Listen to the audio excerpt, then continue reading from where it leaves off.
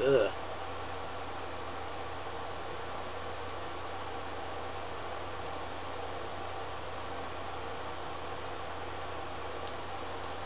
Okay. Review stage. Now those shenanigans again. Hey, yeah, this is what happened yesterday.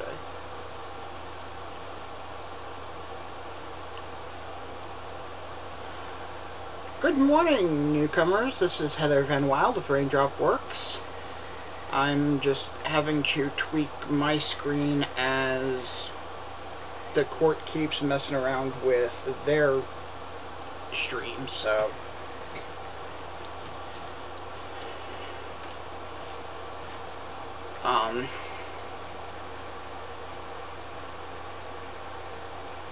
I don't know if they're going to be addressing any motion stuff before the jury shows up.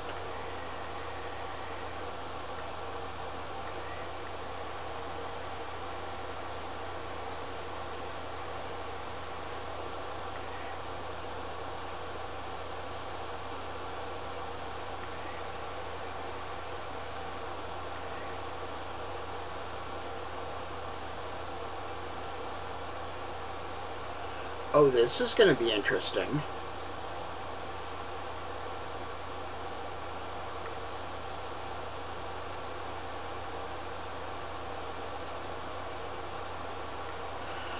Okay, oh. Okay, so they have a way to use the court's access to show photographic evidence as well as highlighting and such. So, for exhibits, so we may have to play around with stuff on the fly as we go.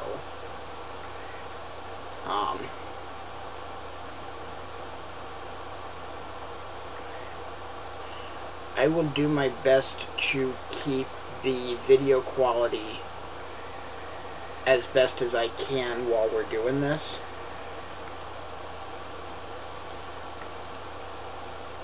That's a feature that I have not seen before, and I'm definitely glad to see this.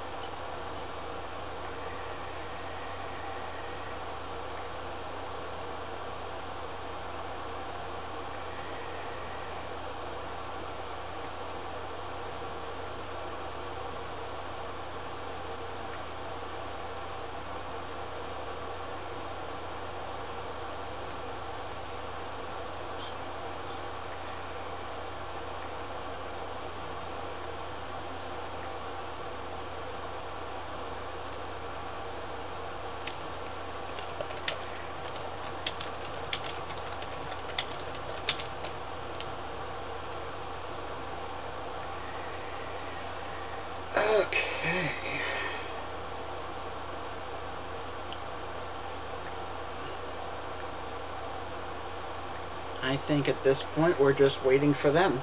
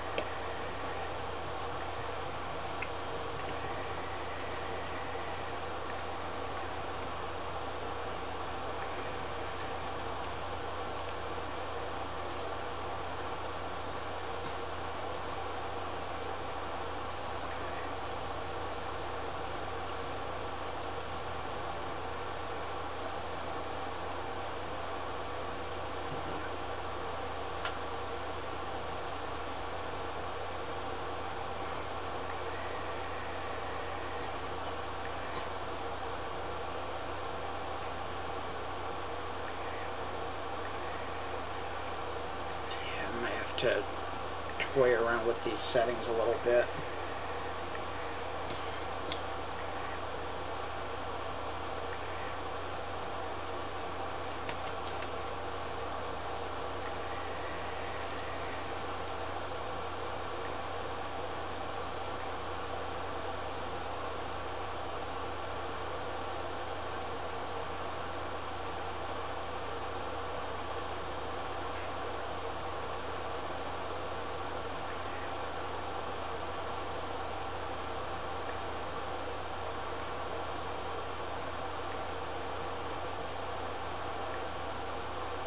Yeah, we'll just have to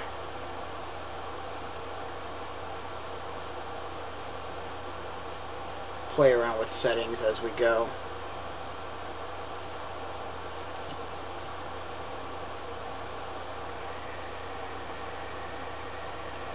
I don't know if full screen is actually going to make a difference.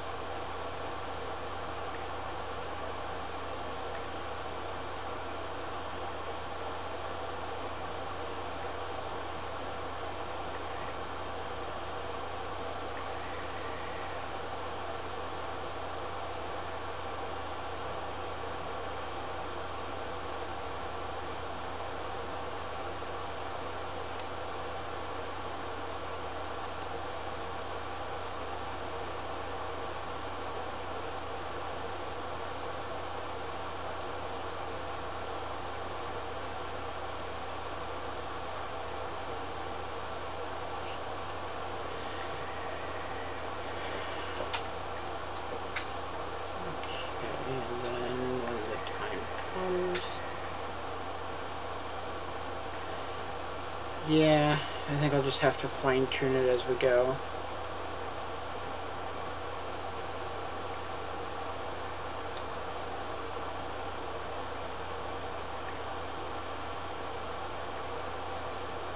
Ideally, I'd be able to have two views that I could bounce between, but the stream software's... Well, the stream software could do it. The WebEx software isn't really laid out for it.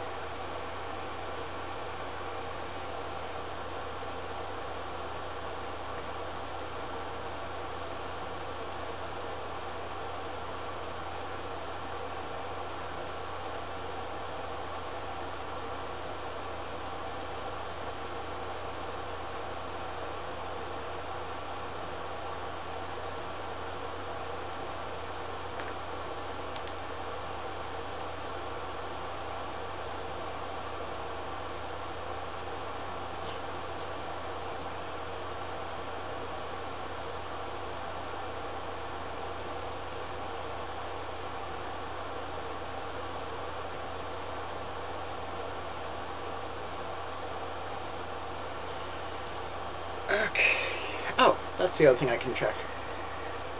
Look at court records and see. I don't expect to be any new filings in the case, but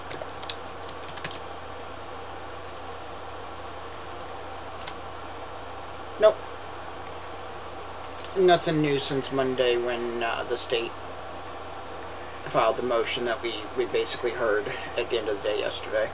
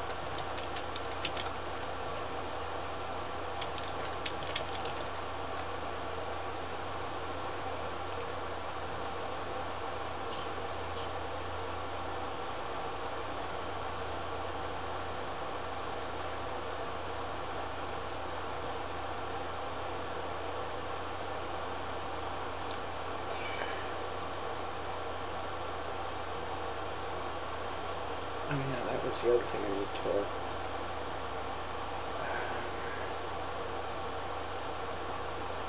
C goes to D.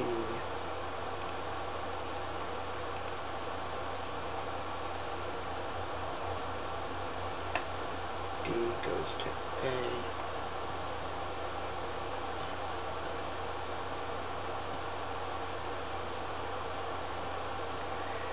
Just doing a really quick sound test.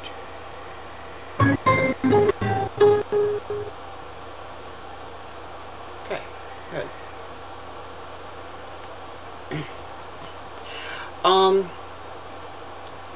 It's hard to say. I mean, they scheduled for Swinney to be transported from Avernus for 8:30. The jury is supposed to arrive at 9. So I think they're anticipating starting around or just after 9 o'clock. I got set up early because I wasn't sure if the judge was going to go over things with the attorneys first, like we had yesterday afternoon. But we've already got the camera in position that they're using for to protect the jurors' identities. I've also done some tweaks on my end, and while I can't amplify the lawyers' microphones directly, I have managed to eke out a little bit more amplification out of my sound system, so I can at least try to ramp up all the audio coming from the courthouse.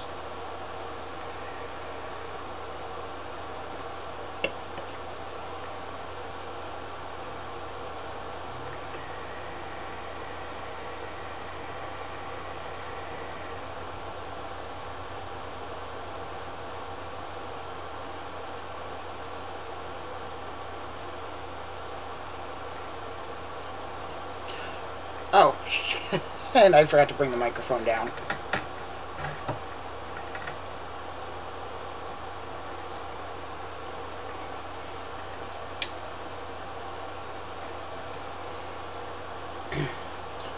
There. Now I should be a little bit louder.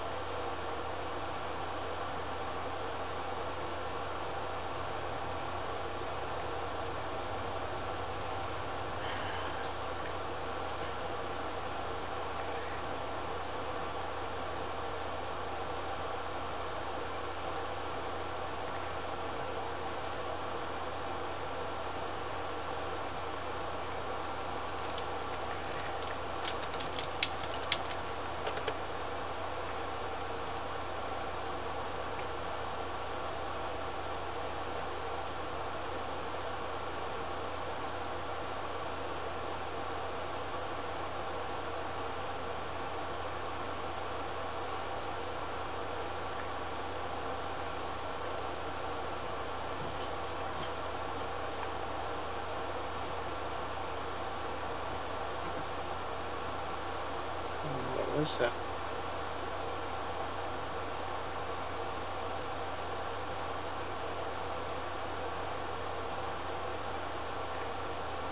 What did you...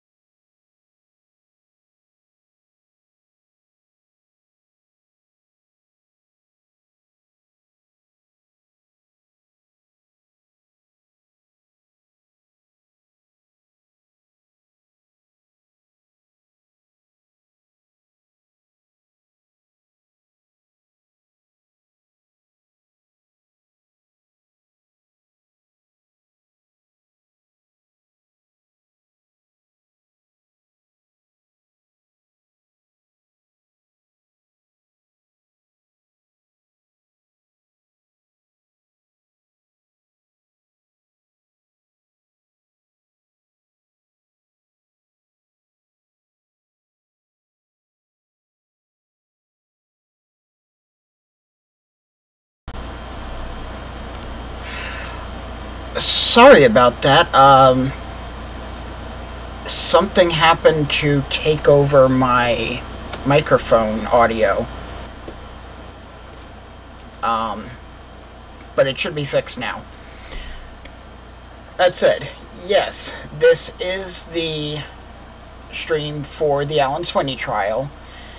Yesterday they finished jury selection and we heard most of the jury instructions. Right now the courtroom audio is off, so we're not hearing anything from the courtroom. It's just us.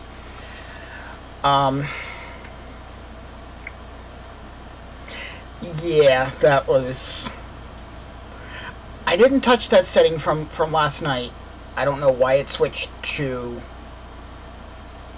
a different microphone that I have turned off, but anyway. Yeah, so things go right after the jury arrives and everyone gets started, then we'll be able to go straight into opening arguments.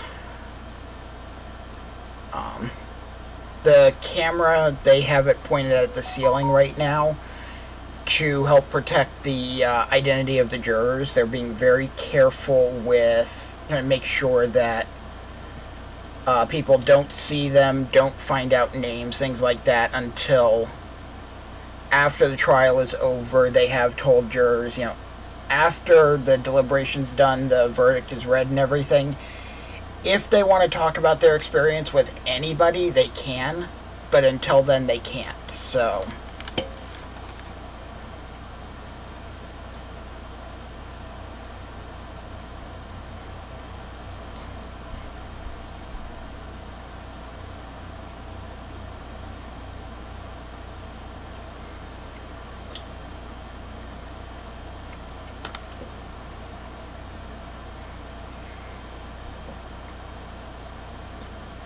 I really wish I could throw on some mood music, but even though I have stuff that is copyright free, Facebook still muted almost a half hour of a stream that I did the other day to test it, so...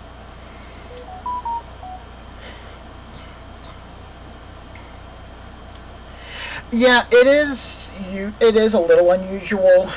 In general, what it is you have to have permission from the judge of the particular trial for permission to do recordings.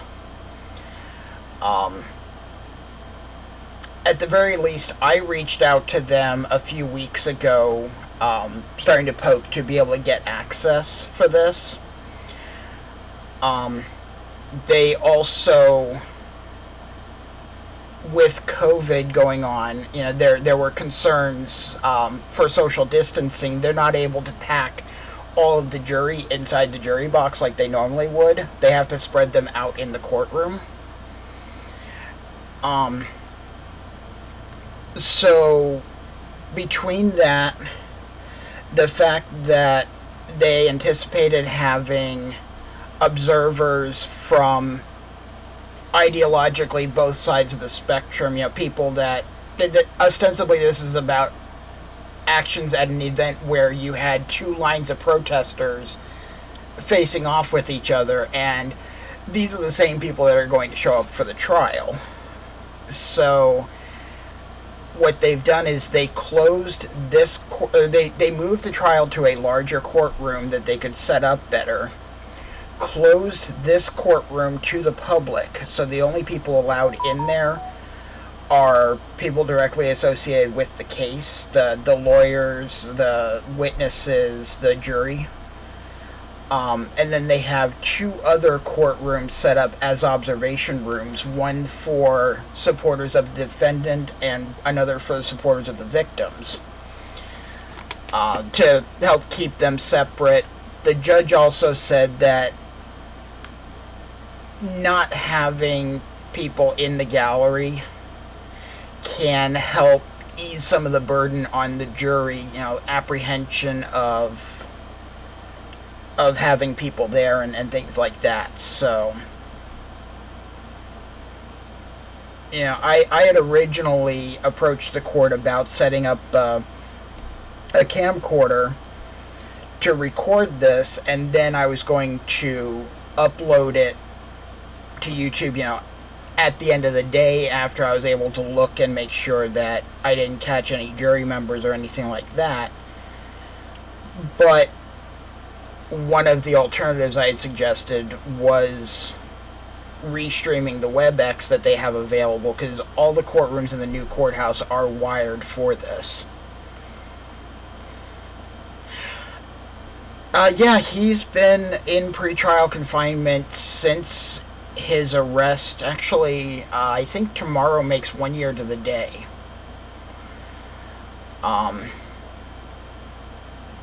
His bail was set for just about $540,000, which, with something that I don't quite get about how Oregon bail system works, it would have been a cash bail of about $54,000, but he was not able to raise that amount of bail between then and now, and he's had 2 different lawyers that have tried to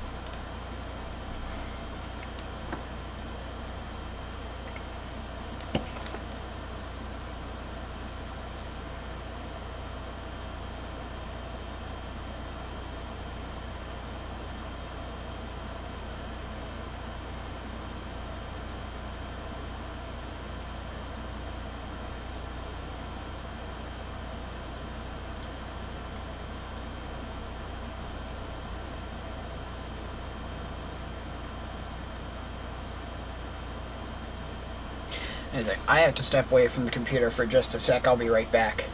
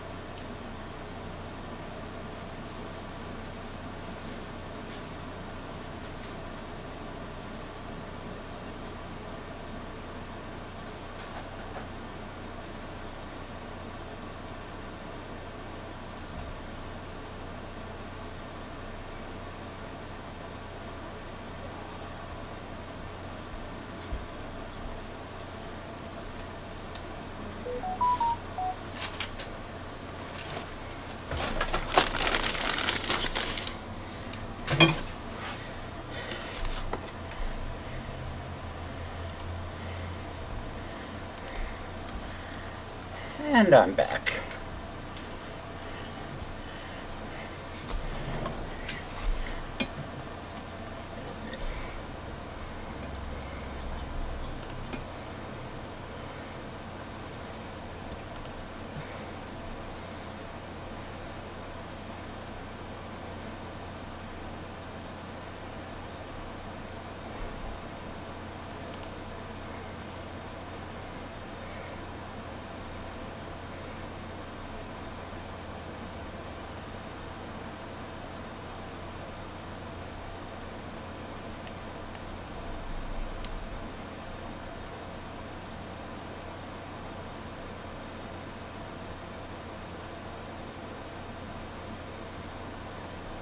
Oh,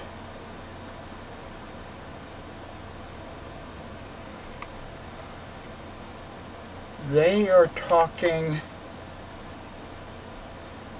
I do not have sound.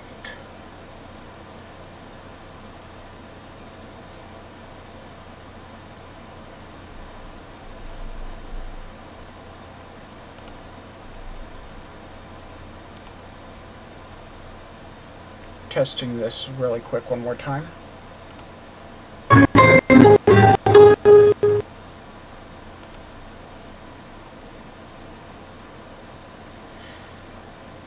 Okay. Oh,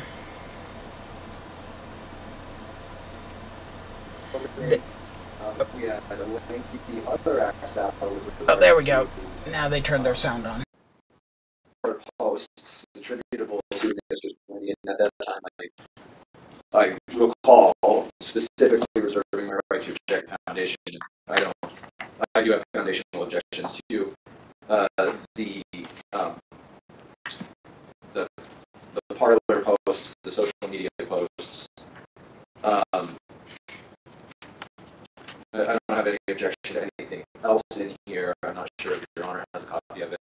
The only other thing, some of the appears to even be modified in a way that is not a reaction. I'm going to reload the room and see if I can...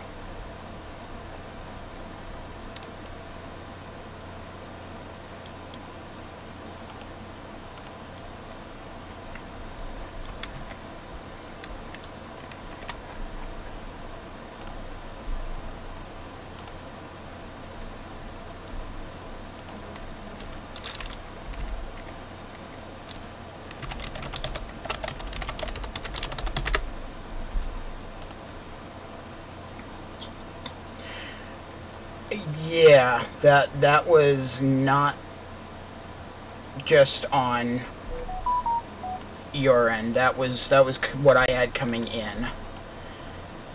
Let's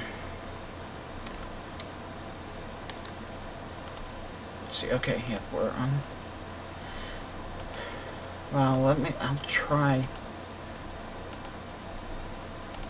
I guess in theory it could have been that.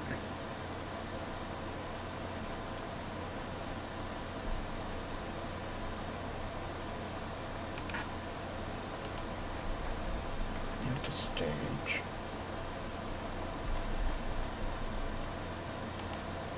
I think they're still going through some pre-trial stuff right now, so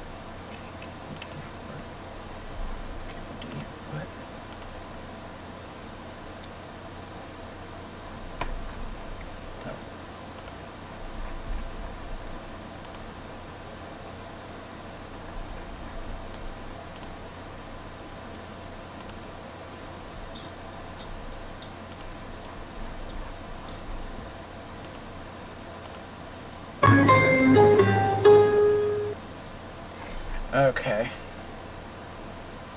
Yes, that could have been my end.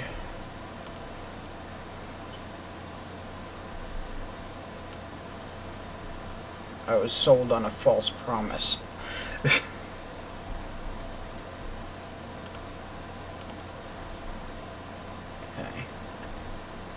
This stage, full screen.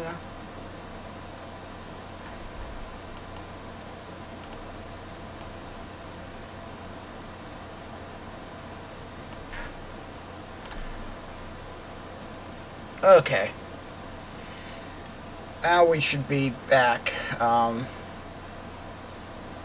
Apparently my attempt to boost the attorneys' microphones, or, well, to boost all the audio, was what was causing the lag.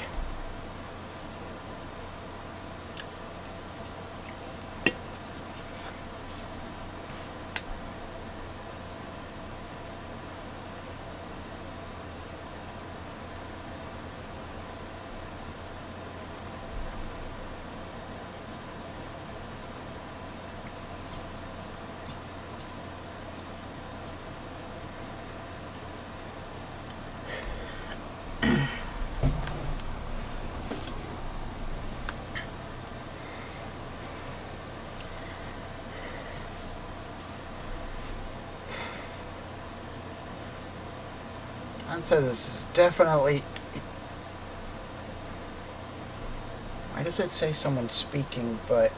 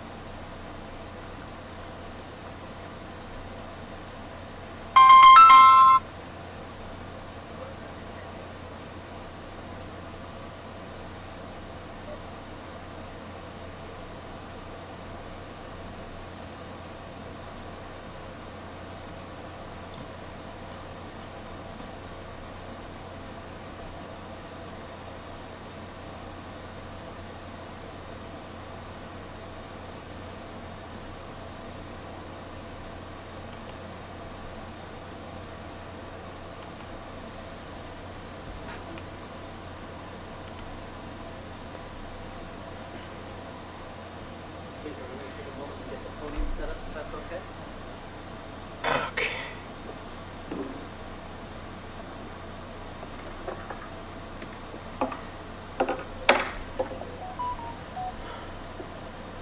Please tell me they're gonna...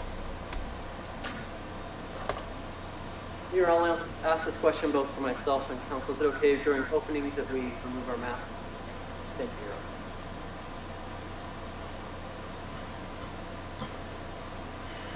I think this is the best I'm going to be able to get the audio, just as a heads up. Good morning, members of the jury.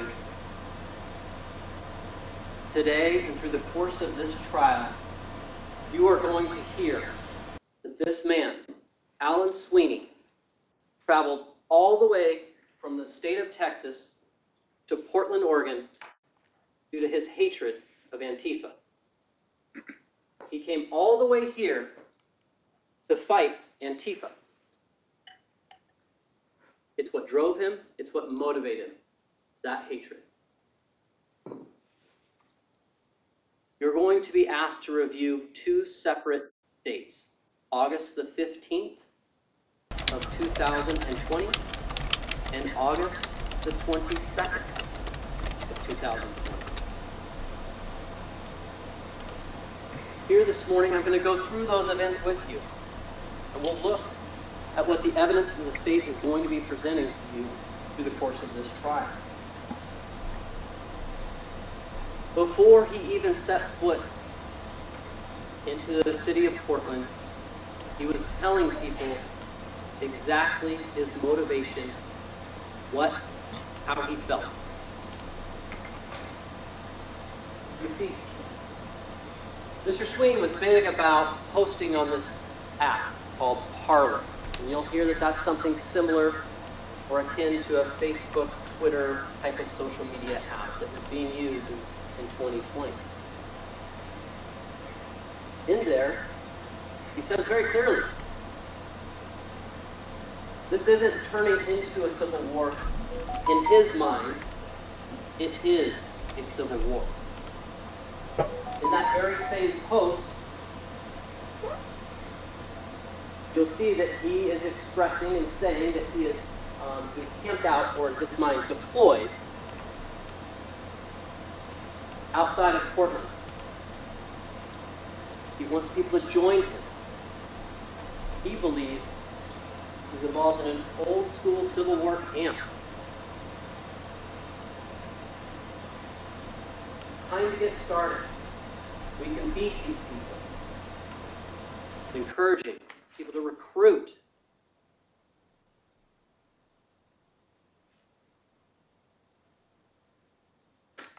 What you will hear through the course of this trial is not just his words, but you will see his actions.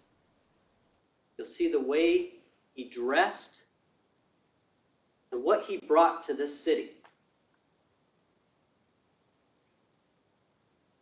How did he arrive on August the 15th? How did he come here in his Civil War? He believed, in his mind, with Antifa. He came dressed for battle.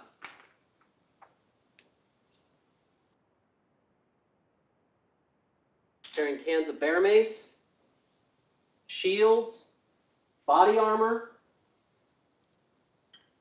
a very large knife on his hip, a paintball gun filled with paintballs and a CO2 canister,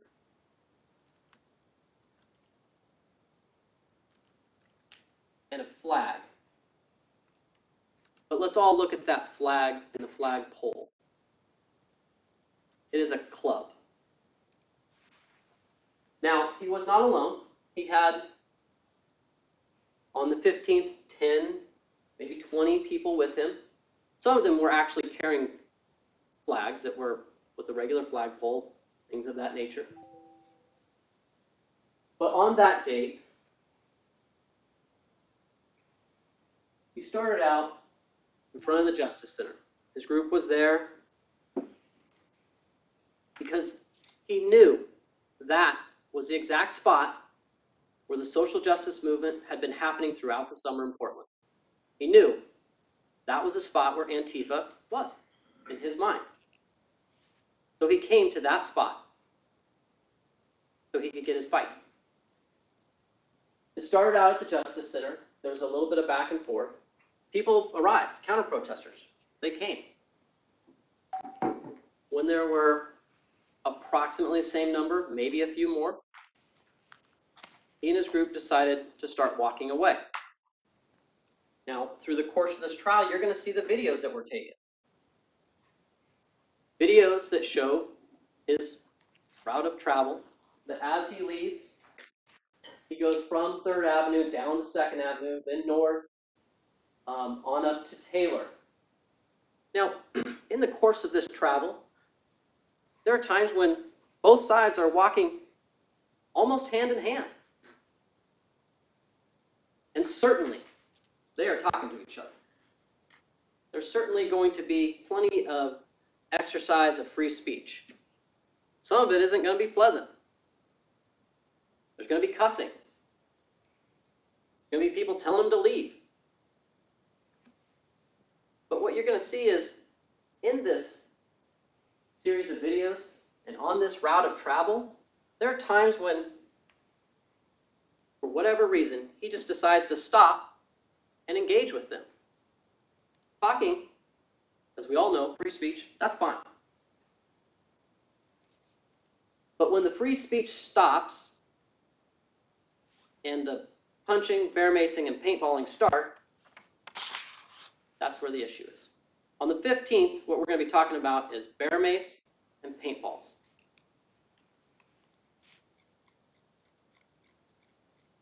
On this route of travel, you'll see there are some red circles. There's one in particular here, and that's on Southwest 4th Avenue. And on the videos, we'll see clearly, walking pretty much close hand in hand with some of the counter-protesters. And there he decides to stop. He has his group with him, the people that are there to support him and his cause. But he stops. Because now he's decided, well, they're too close.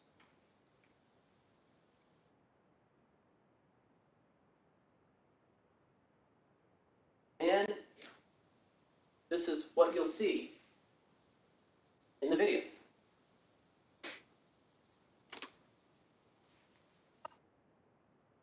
Get out of here! You have the right to harass people! Hands up! Hands up! Hands up! Back up!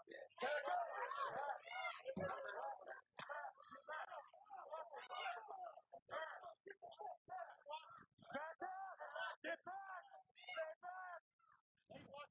Push back! So, he's walking along, he stops, he's approached by this young female. They're not holding anything. See the video, you can look and see what she has. And so he decides to bear mace her in the face.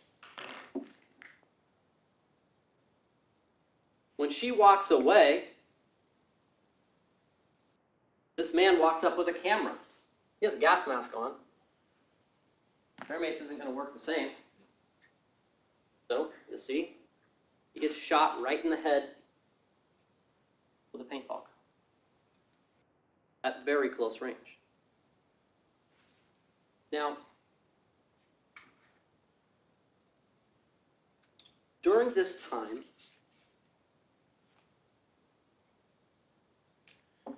there is a man who's walking along and filming him. That man is Jason Britton. He will come and testify, and he will tell you why he came down on August the 15th. He'll tell you that he didn't like the fact that Alan Swinney was there, someone he didn't know, but someone that was all dressed up in this gear, and he didn't like the way he was behaving. And he'll tell you very clearly, I was telling him to leave.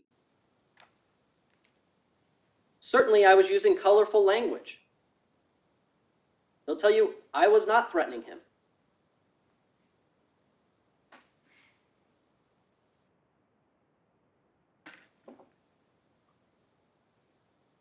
In the course of that walk, again, Mr. Swinney will stop. Now, early on in their walk, Mr. Britton, you'll see in the video, will actually ask him, what are you doing with that paintball gun? Do you want to shoot me with it? And you'll hear Mr. Swinney kind of mumble and go, yeah. And then he does, later. You'll see video. In fact, you'll see a video from this perspective and from Mr. Britton's perspective, because he actually had his camera up and was filming. He is the gentleman in the flip-flops, the shorts, the t-shirt with the camera. And Mr. Swinney shoots him right in the eyebrow area.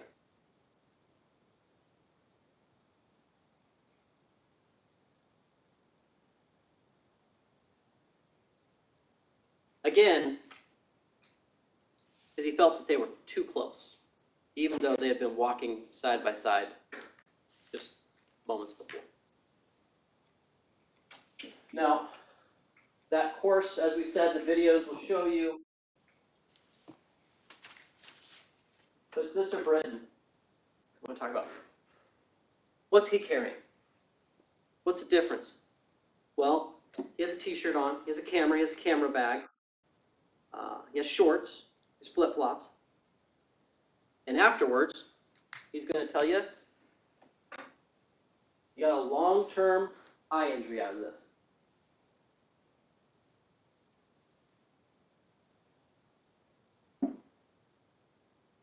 He'll describe the pain, he'll describe problems with his vision out of all of this. From the 15th, there'll be a series of 5 charges. The attempted assault in the 4th degree and the unlawful use of mace in the 2nd degree will relate specifically to the young woman that's sprayed in the face. The attempted assault 2, to the man who was shot in the head on 4th Avenue. Unlawful use of a weapon, we'll be talking about that paintball gun that he was using. And then the assault 2 on Mr. Britton for shooting him in the eye.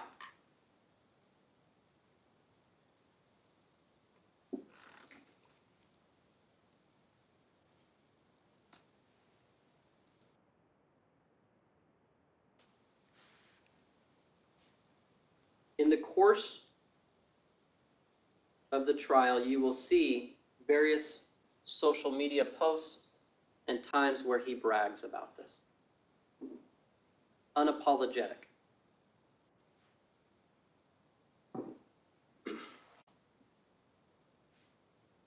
But let's not forget, August 22nd, this is the second section that we'll ask you to look at.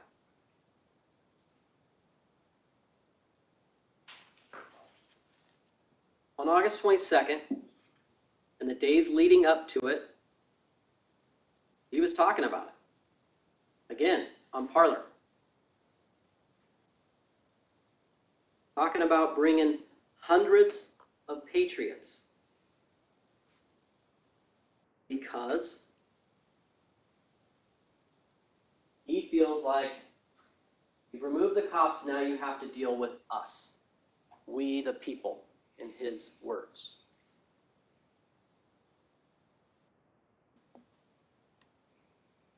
What about that day? What did he say about that day? On that day, August the 22nd. No? Portland, Oregon, Saturday, August 22nd. He puts in a little video clip of the movie 300, and I'll draw your attention to, he specifically says, this is where we hold them. This is where we fight. At the end of the trial, certainly we'll be talking about self-defense. We'll be talking about, was it a justified self-defense? We'll be looking at, was he acting reasonably? Was he the first aggressor? We'll go through, and the state will argue at that time about how all this evidence comes into play when looking at those questions. Right now, we're going through what the evidence will be, and at the end, certainly we'll talk about how it applies to those concepts.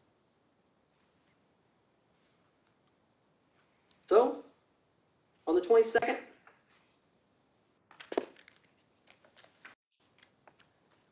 well, let's see, how did he show up on the 22nd? Well, he has his riot helmet on, he has body armor, he's got the arm shield, mace, again, the flagpole. He has the large knife on his hip. The paintball gun is upgraded. Now it has a laser sight. And this time, on the 22nd, he's brought a .357 Magnum revolver. It is right there on his hip.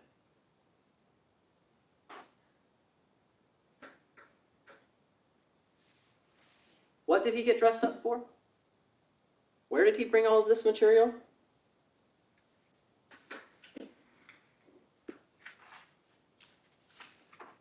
Right to the heart of the city. Over on 3rd Avenue, right in front of the Justice Center, right in front of Chapman Park. Again, you will see videos and pictures that show that the activity occurs essentially right in this area, between Chapman and the Justice Center.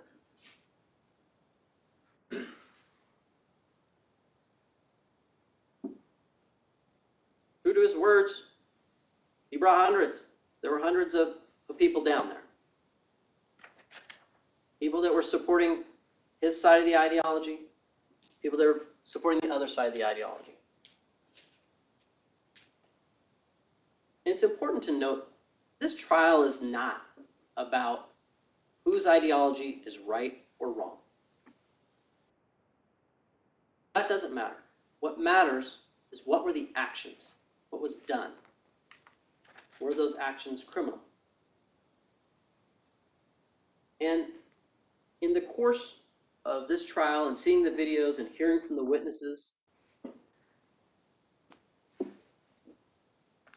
we'll be talking about a chaotic day on the 22nd. One in which there were lots of people, there were shields, there were things being thrown, and it's going to be from both sides. But we're going to look at what did Alan Swinney do that day. Certainly, we'll hear from witnesses, Brittany Carell and Megan Stewart, who will talk about seeing him standing behind a line of shields, firing in to Chapman Square, repeatedly shooting over and over and over at people.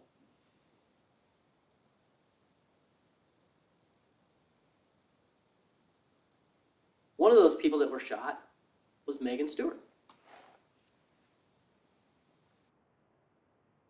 Well, we'll have her talk about, what were you wearing? What were you doing? She'll explain she came out to see what all the chaos was about. Was wearing basic jacket, jeans, t-shirt, COVID mask. She wasn't wearing a helmet. She didn't have goggles on. She wasn't in what is going to be referred to commonly as black bloc.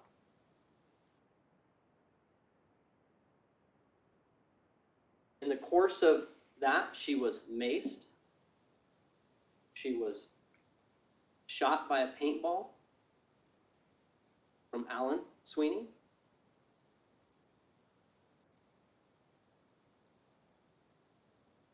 It caused her a specific injury. It hit her so hard that it left a bruise on her body.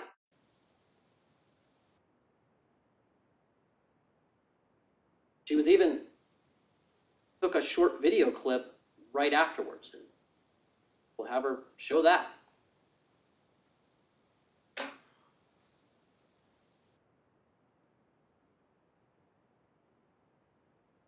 Certainly, she will also explain that at the end, she had another run-in with Mr. Swinney, where he maced her in the face.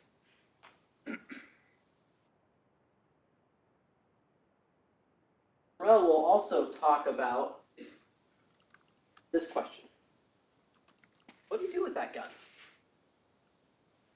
he was carrying around? In the course of this, certainly things were being thrown. He thought, in his mind, that it was a good idea to pull that out. This very large caliber revolver, a .357, a particular type of gun. It's called a Black Hawk Ruger. It requires that you draw the hammer back, kind of old Western cowboy style, and then pull the trigger to fire. So we took that out, and Ms. Carell will explain, he pointed it at the crowd, pointed where she was standing. He'll explain she was terrified.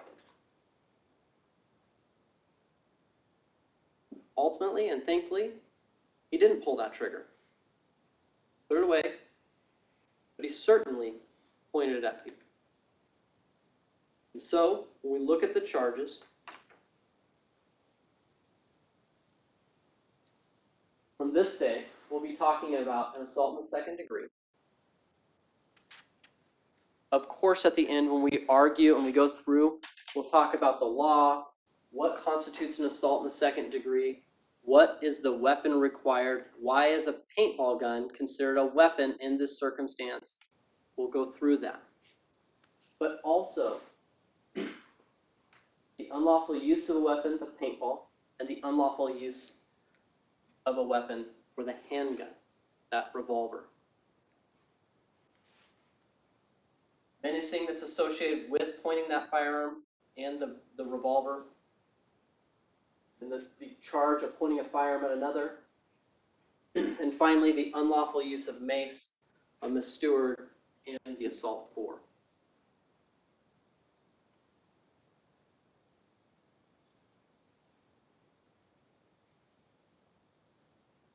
Make no mistake, the 22nd was a chaotic day, and there was a lot of activity from both sides. A lot of things being thrown, you will see. It was a mess. And at the end of this trial, certainly, we will talk about Mr. Swinney's self-defense claim, whether it's reasonable, whether his actions were justified. At the end of the trial, the state will argue to you, looking at his words, his actions, the way he presents himself, things he does on those days, none of that was reasonable. His actions were not justified, and he should be found guilty on all the counts. Thank you. Thank you very much.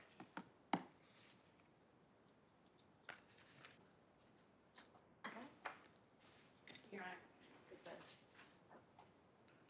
text stuff loaded in for you.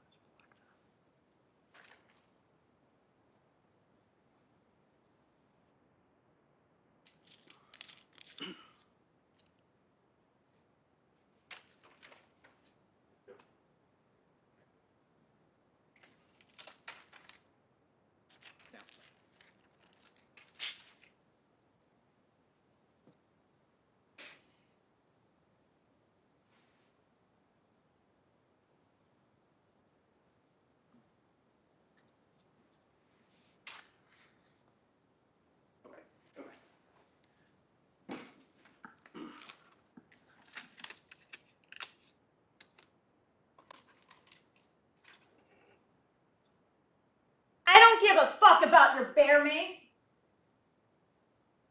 I'll just walk right through it.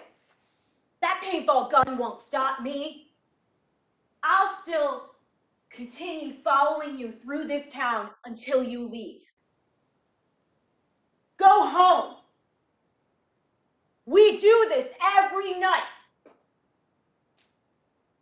On August 15th, 2020, journalist Jason Britton yelled those exact words at Alan Swinney and his group of demonstrators. We do this every night. Our story begins against the backdrop of months of nightly Black Lives Matter protests against police. After several months, pro-police groups began demonstrating to show their support of the police. Specifically, 2 incidents and demonstrations on August 15, 2020 and August 22nd, 2020. Both of those demonstrations, Alan Swinney attended. Those demonstrations were flag-waving events. Both events took place midday, at a time when Black Lives Matter events were not occurring. Black Lives Matter events, protests, were still occurring at night at that point. The pro-police groups chose to demonstrate in front of the Portland Police Bureau precinct, symbolizing their position. On August 15th, 2020, Alan Swinney and his group came down to Portland, downtown, to demonstrate and show their support for the Portland Police Bureau. They arrived and had flags and were standing in front of Central Precinct with flags. At some point, protesters who who oppose the police and oppose people who support the police, showed up, began to verbally harass Mr. Swinney and his group, got in their faces, yelled at them. This went on for a bit. At some point, the flag wavers decided to call it a day. They wrapped up their flags, packed up their stuff, and began the walk to the parking garage. Rather than taking a direct route, they took a circuitous route to the parking garage. And they took a circuitous route to the parking garage because when Alan and his group started walking, they noticed that someone was following. It was a group of protesters, the same group that moments earlier had been verbally harassing Mr. Swinney and his group. So they took the long way back to the parking garage. Various times during that walk, Alan turned around and said, "Stop following us." He asked the protesters to stop following him and his group. The protesters continued to follow him.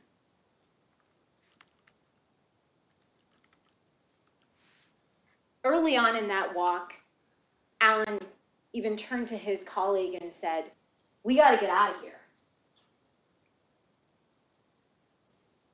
At one point, noticing protesters were getting closer to him, Alan asked yet again for those protesters to stop following him and get back. Those protesters did not stop following. Two individuals in particular were close to Mr. Swinney, and Mr. Swinney sprayed mace towards one protester and shot his paintball gun at the gas mask of another protester. These acts form the basis of count 1, attempted assault in the 4th degree, count 2, unlawful use of mace in the 2nd degree, and count 3, attempted assault in the 2nd degree. Alan was defending himself. Later, various camera angles will show an African-American man in a white t-shirt and a gas mask sneaking up behind Alan and his group and loudly clapping aggressively behind them. Another protester walked by with a collapsible baton. This group of protesters continued to menace and aggressively encroach on Alan and his group. As Mr. Swinney's group rounded the corner of Yamhill Street in Southwest 3rd, Mr. Britton, journalist Britton, continued to follow, film, and verbally harass Alan. Notwithstanding Mr. Britton's vociferously yelling at Alan, Alan largely ignored Mr. Britton. Mr. Britton retorts, "I'll see you in court, buddy."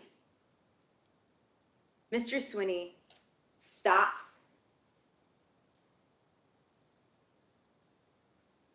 turns around, and points his paintball gun, not at Jason Britton, and says, "Back, back, back." Out of the corner of the screen of the video, a head emerges. It's the same guy, the guy in the white t-shirt and gas mask who had previously been loudly clapping behind Alan and his group. At that point, that man was coming closer towards Alan. And Alan fired his paintball gun at that individual, that protester, in a gas mask. When he began firing his paintball gun at that person in the gas mask, that person moved out of the way, and Mr. Britton, who was standing near that person, was shot with a paintball gun. Paintball was struck with a paintball. Alan Swinney did not fire his paintball gun at Jason Britton.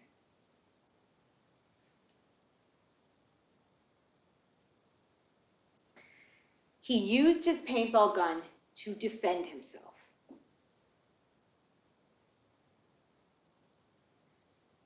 August 22nd began much the same way that August 15th had, but things began to heat up quickly.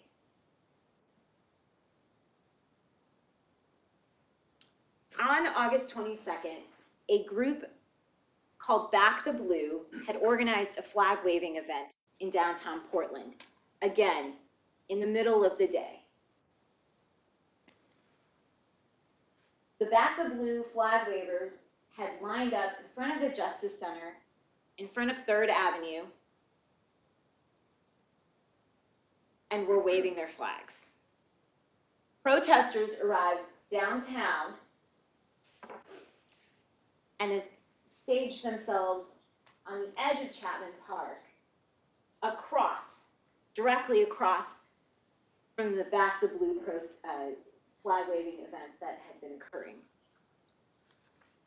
At some point, Alan Swinney and members of his group came in and formed a human wall to protect the flag wavers. Alan was a target, very tall, dressed in body armor, has a paintball gun and mace, among other items. Alan was a target, as evidenced by the various substances caked on his helmet face shield. At some point, Megan Stewart was walking through Chapman Park behind a wall of protesters. As she moved behind that crowd, Miss Stewart had her phone out and was actively filming the scene. While filming, she remarks that she was shot with a paintball. This is heard on the video that she filmed. Aside from Alan, several other people that day had paintball guns on both sides. Both groups had paintball guns. Alan's own black vest was stained with bright pink and green paintball strikes. Back on 3rd Avenue, things between the groups had become more aggressive. The protesters were throwing projectiles. Tink, tink, tink. Mr. Swinney, in the middle of it all, pulled out his revolver and pointed it towards the projectiles and yelled, "Hey, hey!" Immediately, the protesters stopped throwing things. And Alan put his revolver back in his holster and walked away. Alan Swinney did not fire that gun that day. At the end of the trial, after reviewing all the evidence, we will come here before you and ask you to return a not guilty verdict on all counts, because that is what the evidence will show. Thank you. All right, thank you. Mr. Zapkin, take a vote. First witness. Thank you. It's going to take a moment, but the state will call Brandon Combs to the stand. While that's happening, if the jurors want to just stand up and stretch your legs, I know I'm going to do that myself.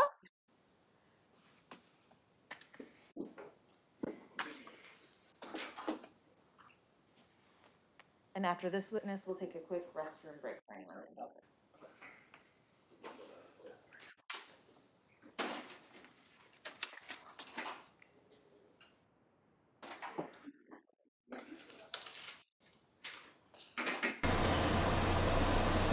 Powerful.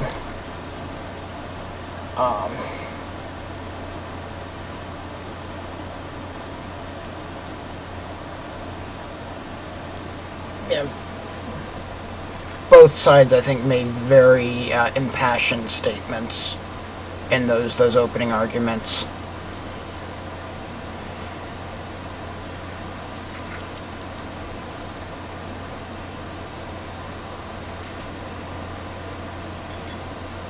I'm not too sure right now how persuasive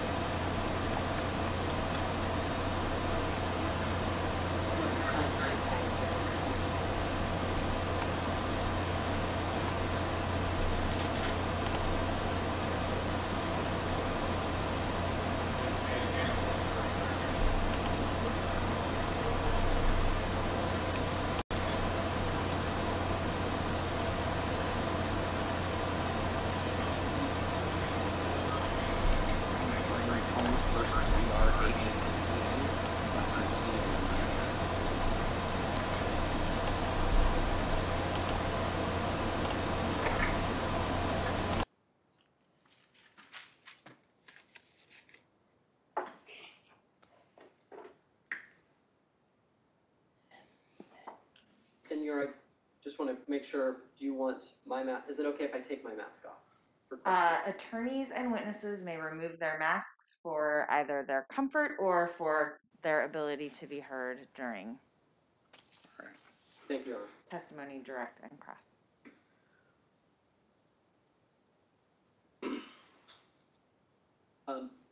Good morning, sir. Can you please start by telling us how you're employed? I'm a police officer with the city of Portland. How long have you been a police officer with the city of Portland? That'll be almost 18 years.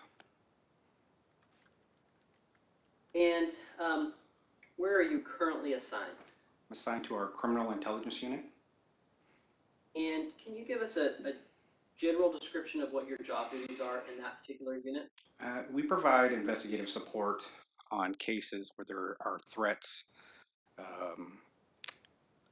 of targeted acts of violence against, mass or targeted acts of violence. We also work on violent extremism cases and domestic terrorism cases. And in that role, how long have you been doing that? 3 years. And in the past 3 years, have you become familiar with some of the mass demonstration events in Portland? Yes. And as part of that, your job experience, do you sometimes do things like look at social media of people that may be involved in criminal behavior? Yes. And when we're talking about these events, is it fair to say that there's a wide spectrum of events that occur. Yes. What happens if it's a peaceful march from like for example, from a high school to downtown about the environment? We don't give it any attention. And what types of things might cause you to give something an attention? Where we have believed that there's going to possibly be two different groups that have differing ideologies that in the past have clashed and committed acts of violence. So going in, if you think that that might be something, then you might pay it a little more attention. Yes. Is that something that has caused you to be familiar with some of the social media postings and things that happen and occur around that? Yes. And then,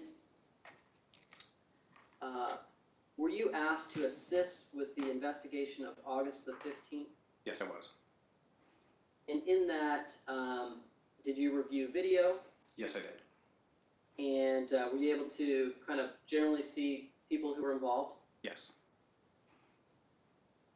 And I want to take a moment and just stay again, kind of high level, but when we're talking about these events where you have two sides, is there on each side, whether and I'm going to use broad terms like the right Okay. or the left, and I'm talking about the ideological spectrum, is there a cohesive group on either side?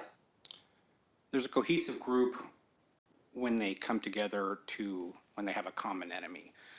They can, they might have differing ideologies or levels of extremism amongst themselves, but when they have a common when they're counter protesting another group, they usually have some kind of cohesive. That's the reason to be cohesive. And so when we talk about, let's talk a little bit about the left. Okay. We often hear the term Antifa. Okay. Is that a small, defined group? That's more of a blanket term to describe a group that uses violent and nonviolent tactics to counter protest or identify individuals that they believe are fascists or neo-Nazis or white nationalists. But within that group, there's differing groups that are more radicalized. And the people that may come out to these events, is that a wide spectrum of people? Yes. Can it be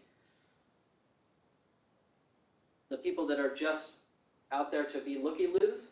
Yeah, I would call those more supporters, or just out there to see what the protest is about.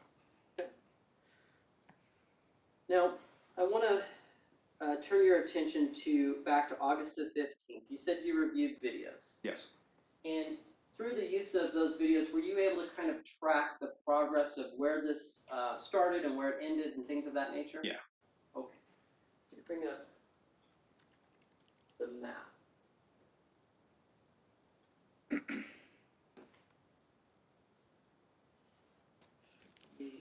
I get to the number.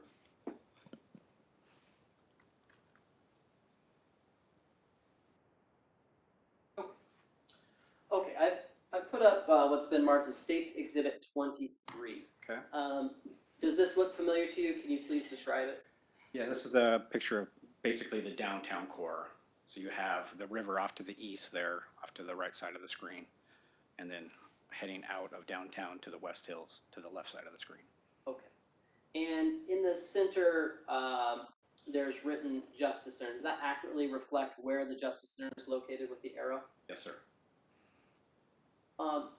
First, describe to us where the event began and just kind of a general sequence of events. It began on the 3rd Avenue side of the Justice Center, so basically the Multnomah County Jail side of the Justice Center. Okay. And from there, do you know approximately how long it was there for? Maybe an hour, maybe hour and a half. And then what happened? Like, why did it move from there? What? In other words, where did they go? What went on?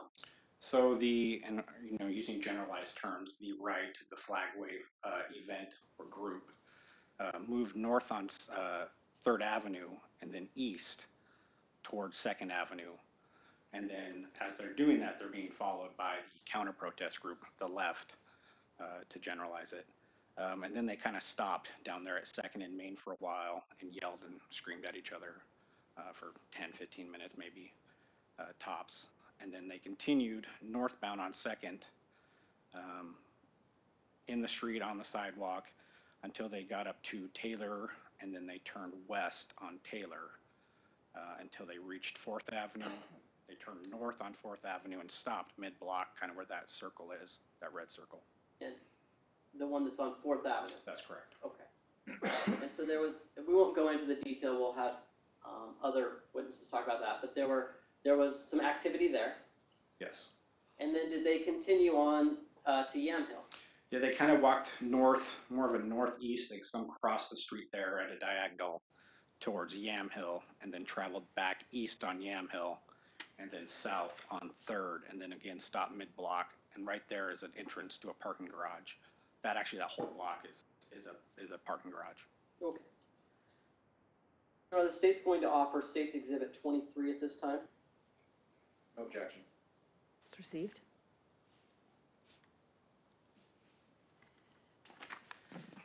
And then, as I said, we'll have other witnesses kind of talk about the substance of that, but out of this, were you asked to?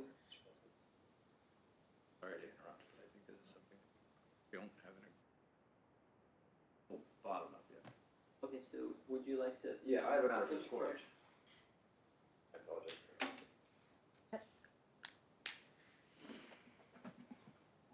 We're gonna try this for the first time. I'm gonna make a very loud sound to white noise sound. Fun.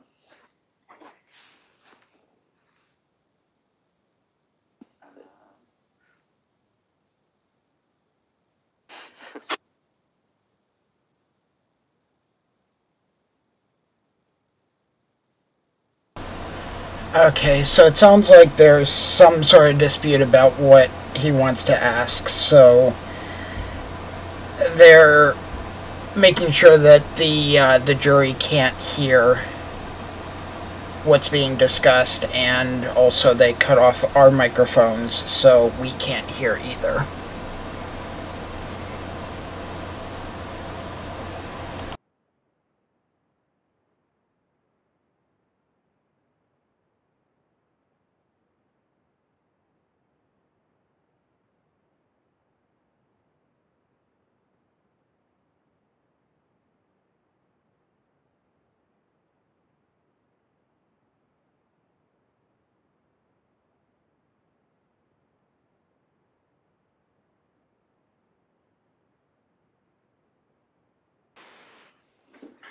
All right. We might go in the hallway next time. All right. So after the events of the 15th and the 22nd, after those events, were you asked to look into the social media of Mr. Alan Swinney? Yes, I was. And on that social media, were you able to locate him on various social media platforms? Yes. What were the platforms that you located him on? Primarily it's Twitter and a social media site called Parler. And so the record's clear, and while the jury certainly may be familiar with some of these, please describe kind of what these platforms allow the users to do. So Parler, well, Twitter is a social media platform that's still pretty popular. Allows you to type out different messages, post different pictures pretty quickly. It puts it in a timeline. Parler, not as popular and has kind of died down now in the last few months. I guess the best way to describe it is more like Facebook. You create a profile, you can post pictures, videos, statements, then you can make comments on other people's profiles. So I guess Facebook is the best way to describe what Parler was or is.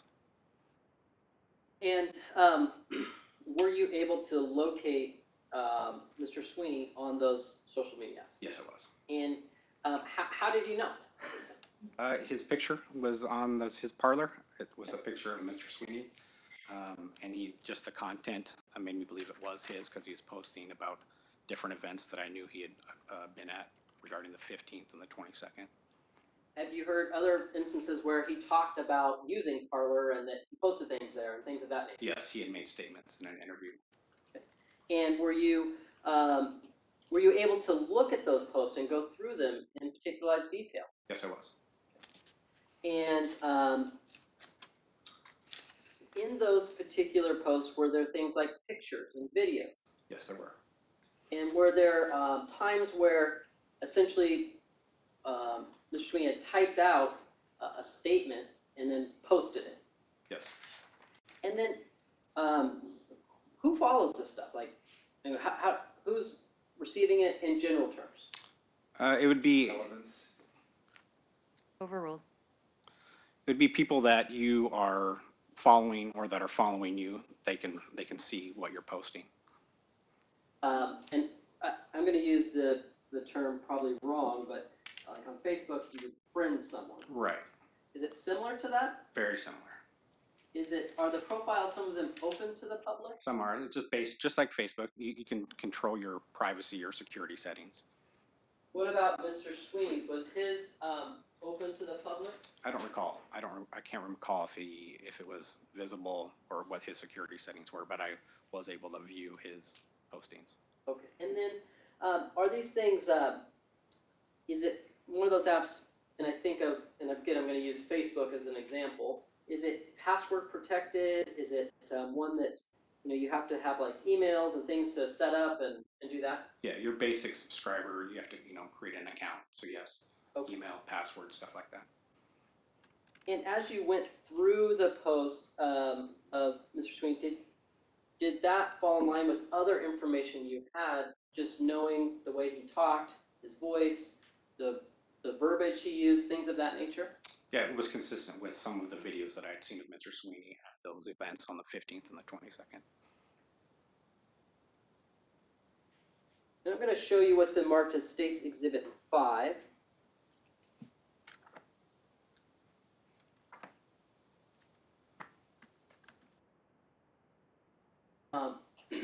Were you able to view this particular post? Yes, sir. And Your Honor, the state's going to offer State's Exhibit number 5 at this time. I object. Okay, it is received over the objection. It's a foundational objection, just to make my record clear. Yes, and if you want to put more on the record in the break, you can do that, but I'll allow it for now. Can I ask a question in aid of that objection? Yes. Okay. Officer, were you present when whoever typed it in the computer and hit enter? No, sir. Okay. It's received. We're going to look at a series of social media postings. Did you look just at this, or did you see a wider range as well? A wider range of Mr. Swinney's posts? Yes. Yeah, his account was only started, I want to say, in like June or July. So it didn't take me long to go through up until that point, which I think was September, October, to see all of his postings. Okay. And on some of these postings, did it have pictures from the events that Yes. we're discussing? Yes. Anything or any indication or any reason to make you doubt that it was Mr. Swinney that was posted? It was Mr. Swinney, Yeah. no. A lot of them were trying to, like, talking about his experiences at the event, almost like telling his story from the event. Okay. Can I see number 6, please? Are you able to view this particular post? Yes. Is this one of the posts that you saw? It's dated July 22nd of 2020. Yes. And in looking at these particular posts, we see a few different indicators in the top. In the top left corner, what is that? That would be a photo, like when you create a social media account, you can, put a picture in there, and it's a photograph of Mr. Swinney in kind of his outfit that he wears to a lot of these events, or that he wore on the 15th and the 22nd, or a similar outfit. Okay. And then the @Al was here. What is that? Just a username that he probably created when he set up the account. And then does that same user then put the name Alan Swinney in there as well? Yes. And then it has a date. Does that indicate the date on which it was posted? I believe so, yes. Yes.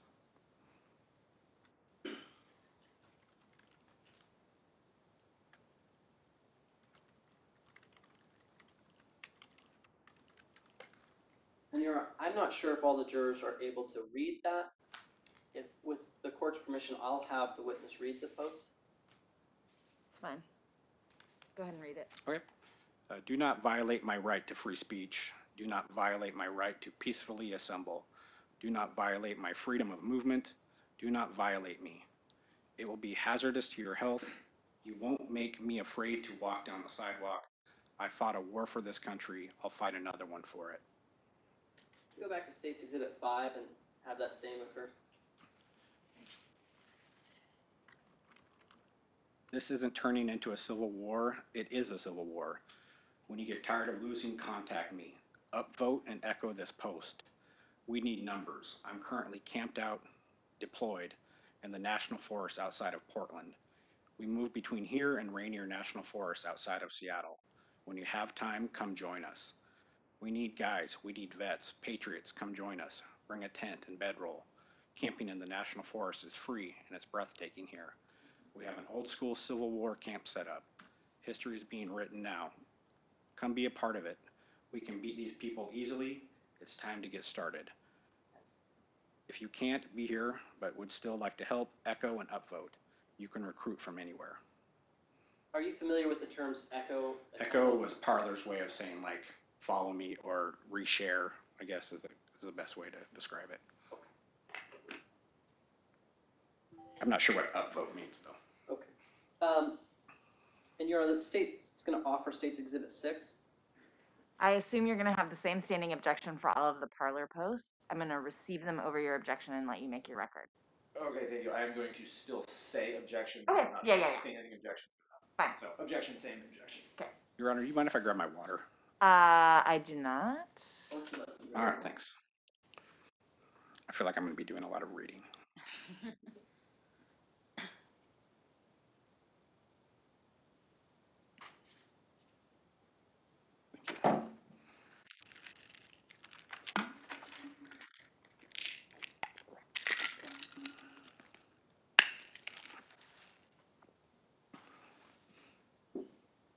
Go to State's Exhibit 7, please.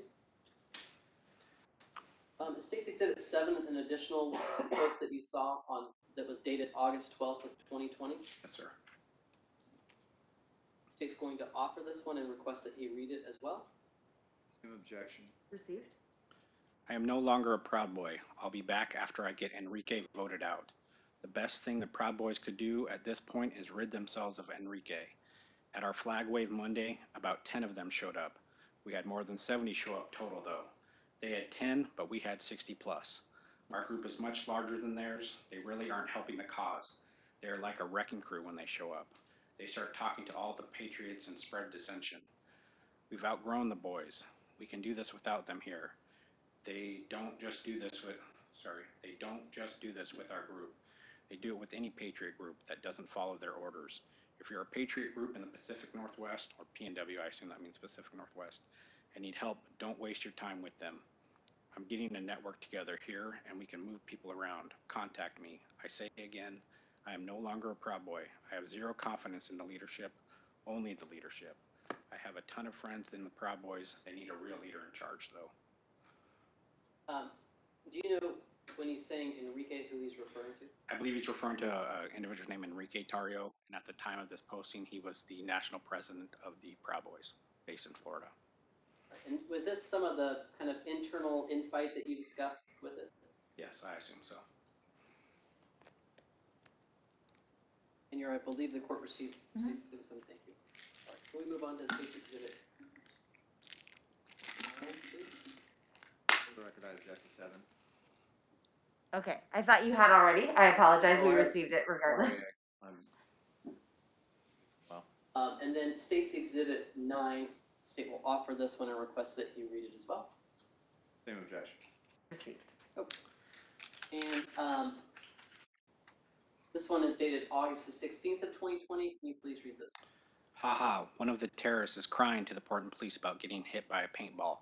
I don't know all the details, but he said they were pushing assault charges. Here's the thing. I know the lefties in charge of Portland would love to him me up on the assault charges. But if they think I'm going to turn myself into an angry mob, they are insane, LOL.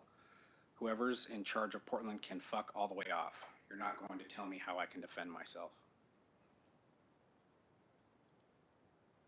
And then if we can go to State's Exhibit 10. State will offer it and request to be read the same. Objection. Received over the objection. Go ahead. Okay. Hundreds of patriots will be converging on the Justice Center this Saturday, August the 22nd, D-Day.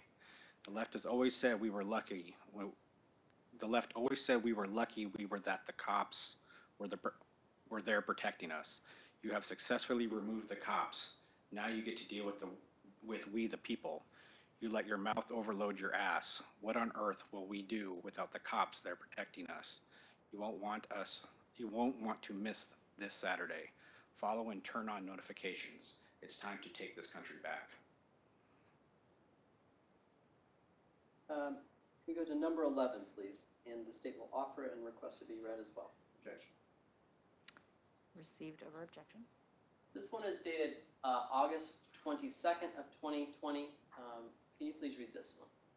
Portland, Oregon, Saturday, August 22nd, 2020, Justice Center. This is where we hold them. This is where we fight. And does it generally have a video embedded within the post? Yes. What's the video? I believe it's the movie 300. Is that Well, it is. I mean, it says the movie 300. Sorry. okay?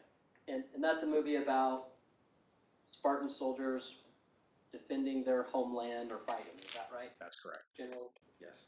Okay.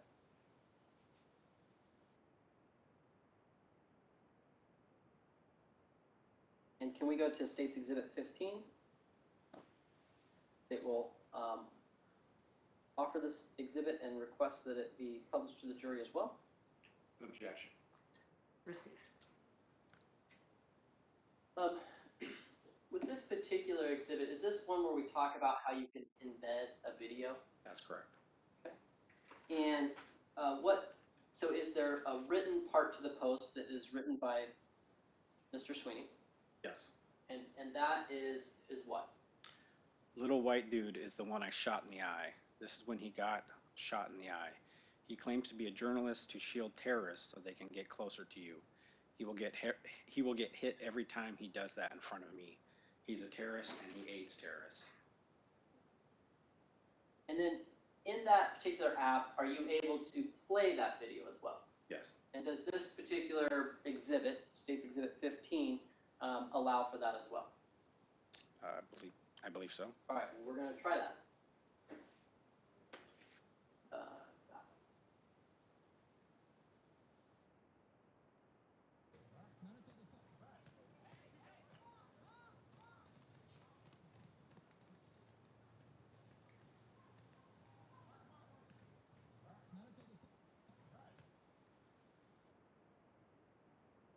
Okay.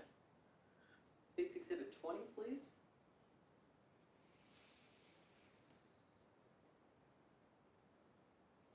This particular post, the state would offer it and request it be read. Objection. Received. This particular post is dated September 12th, 2020. What does the caption where the user, Mr. Swinney, would write in? What does that say? It says they thought the 22nd was rough, question mark. And does this one also have a video embedded with it as well? Yes. Watch that one separately. Can we move on to State's Exhibit 21? State would offer this exhibit and request to be published to the jury. Objection. Received. Okay. This particular exhibit is dated State's Exhibit 21. It's dated September 20th, 2020. What does this one state? If my life's in danger or the lives of innocent people around me, I'll pull a gun. Every time. Without question. These people who show up to violently shut down our right to peacefully assemble and support our political candidate are terrorists, literal terrorists. They aren't Americans. They are seditionists, insurrectionists, domestic enemies of the Constitution.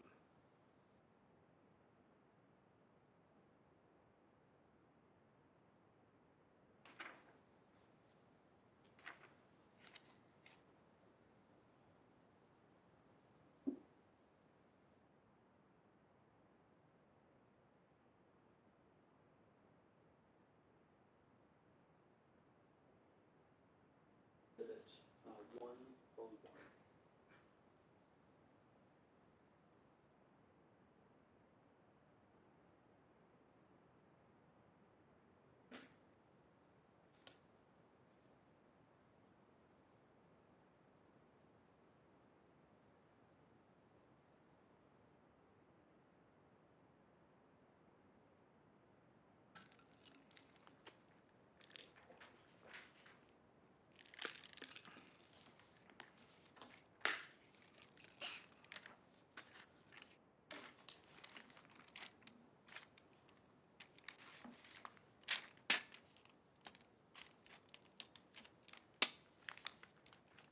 I just don't have any objections.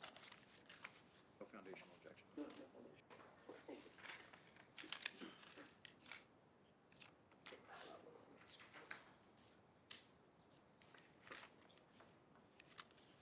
you.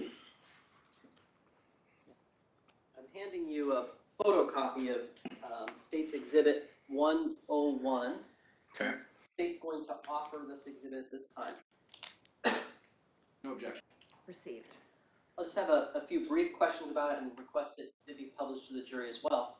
In the course of your investigation, were you given some writings that were done by Mr. Swinney after August the 22nd of 2020? Yes, sir. And is this one of those writings in particular? Yes, sir. And in knowing, basically, as you testified earlier about manner of writing, is the handwriting the same of other things that you had seen as well? Yes. This was his own handwritten writing? Yes. Okay. And what did it say in this particular writing? I'm from Texas, but I went to Portland to deal with Antifa. We had a flag wave in front of Central Precinct on the sidewalk, and the same group of protesters that came out to attack the police every night for months straight showed up to attack us. We fought back though.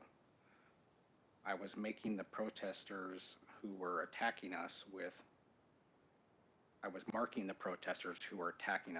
paintballs, and they are bringing charges on me for shooting my attackers with paintballs. Go figure.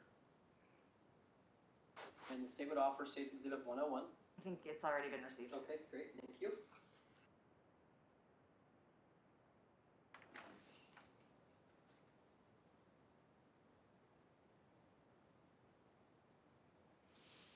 This is probably a good point to take a break in the testimony, Okay. if we may, for bathrooms and things of that nature. All right, we'll go off the record. Ladies and gentlemen of the jury, we'll let you go ahead and take a quick break.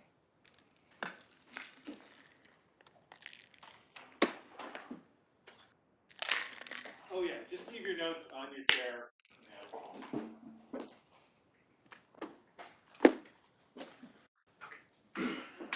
We'll come back to our same jury rooms we left from.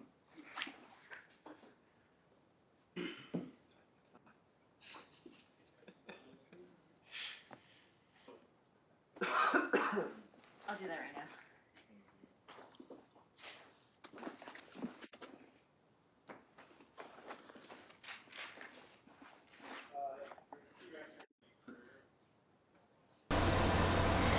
Yeah, unfortunately, currently I have every single volume control up to 100%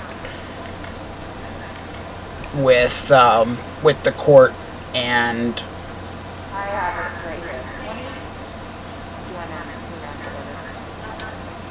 22, 5, 6, 7, 9, 10, 11, 15, 22, 21, 101.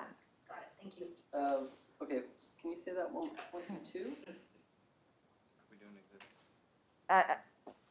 20, so in numerical order, 5, 6, 7, 9, 10, 11, 15, 21, 22, 23, 101.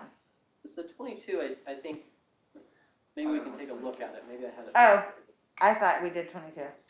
I think it's 20. Oh, I might have. I have 20 and 21. Oh, okay, then it's obviously my error. Okay. 20. The only reason I bring that up is because 22 was one that the court ruled out, and All so I right. was trying to be careful, and that's the one that I. 20, that's great. 20, not 22. Okay. Oh, Just okay. be careful. My bad. No, thank you for Sorry. catching it. So there is a matter I want to discuss with the parties. Doesn't necessarily need to be on the record, but certainly we can. Do you want me to mute the courtroom from the WebEx? Yes. That's fine. I was wondering how long they were going to let us listen in.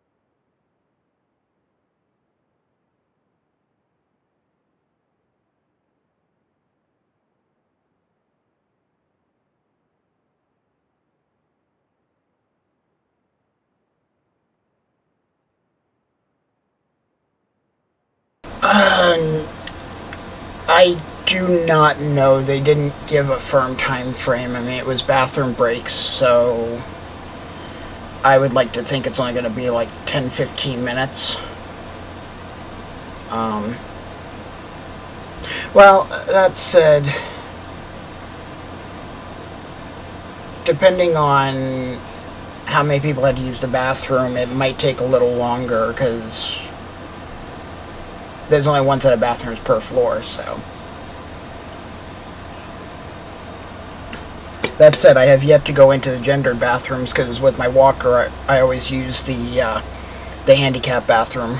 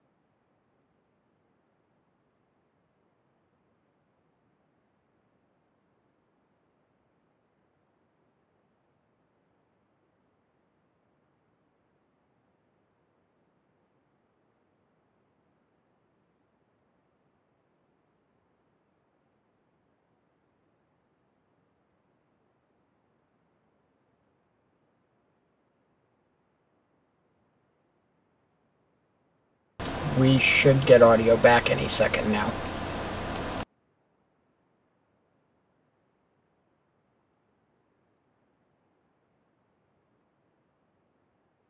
In looking through some of the social media things and some of the other posts available online, were you directed or did you come into contact with it's called Bellingcat, I believe? Yes.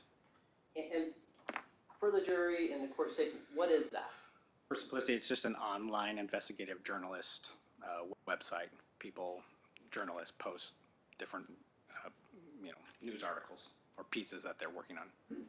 And in that that website, is it just articles, or are there videos, audios, things of that nature? Yeah, when they go along with the article, they'll post videos and pictures and stuff. Okay. And was there an audio recording of Mr. Swinney on that particular website? Yes, there was an article that claimed to have got access to a GoPro that belonged to Mr. Swinney. Okay. Bring up the state's 100. 100, please. All right. Do you want me to play that? Your Honor, the state's going to offer State's Exhibit 100 and request that it be played for the jury as well. No objection. State 100 is received. Are you ready, or can I ask one more question? We'll play it. And Master Clerk, I believe we need to present again.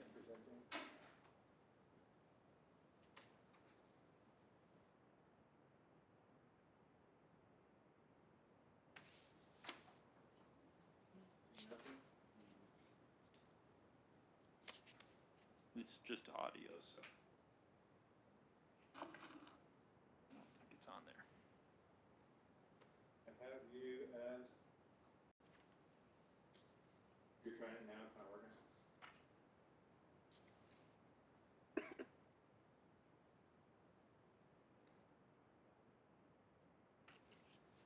Sounds like we just had.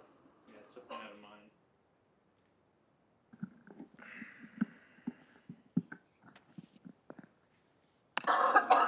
You're Justice. Right, we're on the right. Yeah, right in the middle of it. Right in the middle. I mean, there's been other flagways there, right?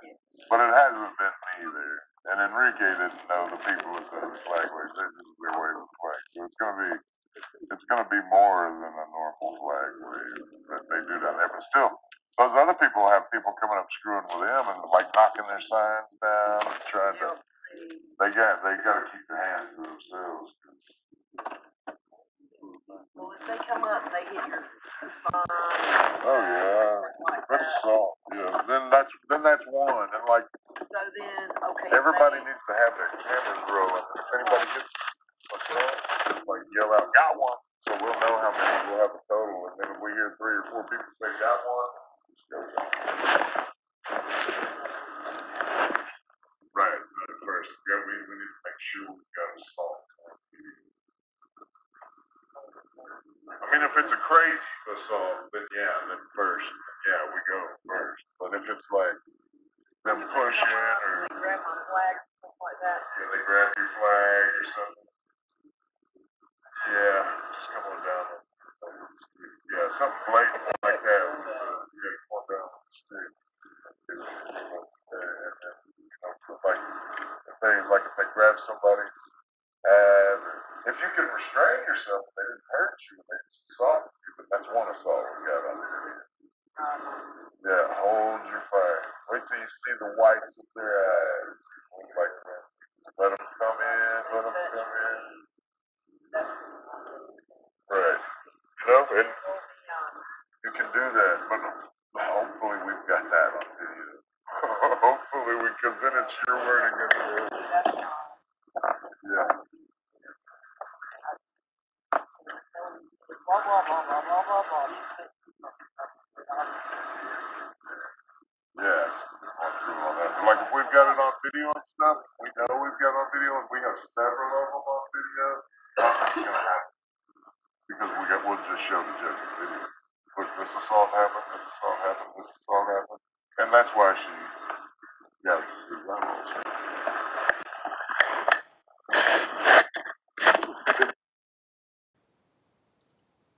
In that clip, we hear, and do you recognize that to be Mr. Swinney talking? Yes, sir. Heard other audio clips with him? Yes. Okay. Any doubt in your mind that that's him that's speaking? No, Mr. Swinney has a very distinct voice. That makes me believe that that's him. And then in that clip, it talks about that he hasn't been to the Justice Center before. That's correct. Do you have any knowledge of him coming to the Justice Center for one of these events prior to August 15th? No, sir. Okay. And is that something that in your job, in your task, that's something you'd be aware of? Yes. If he was to be at a protest or flag wave event, I feel like I would recognize Mr. Swinney. He stands out. He's very tall. I feel like he would stand out to me. I would be able to recognize him. One moment, please.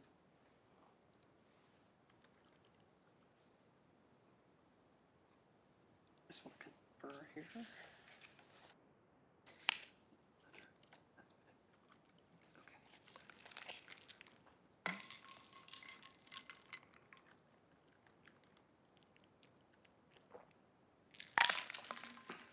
No further questions, Your Honor.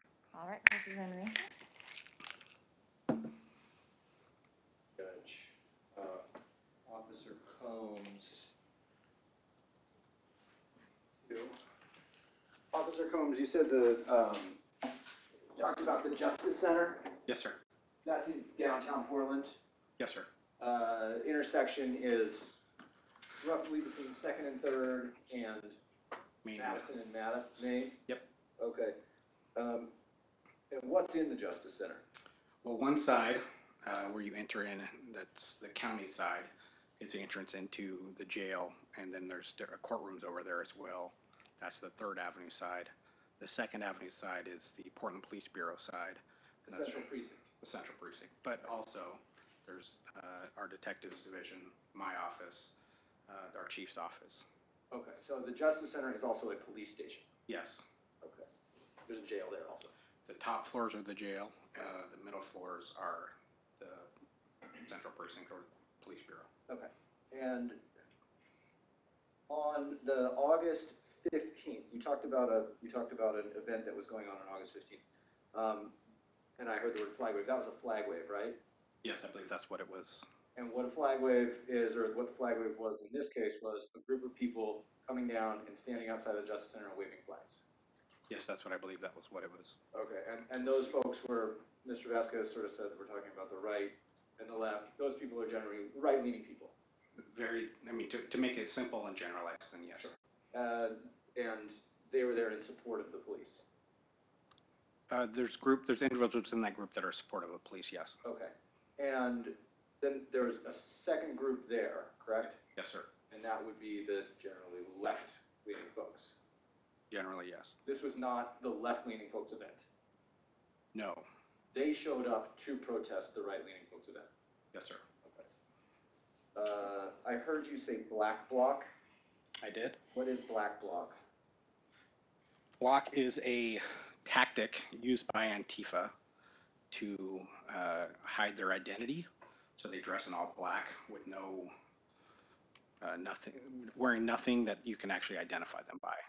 Okay, so masks over their faces. Masks over, and then on their black clothing, they try not to have anything that you can identify them by.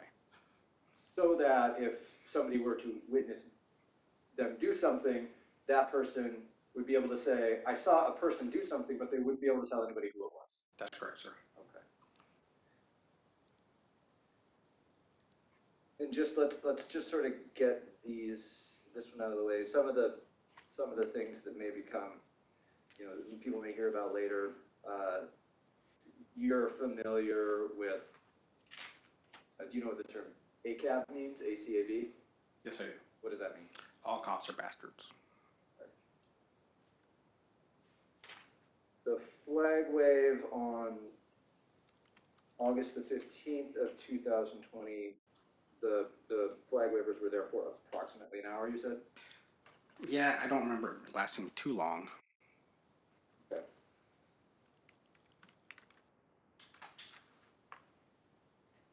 No further questions. Thank you, officer. Thank you. Any redirect?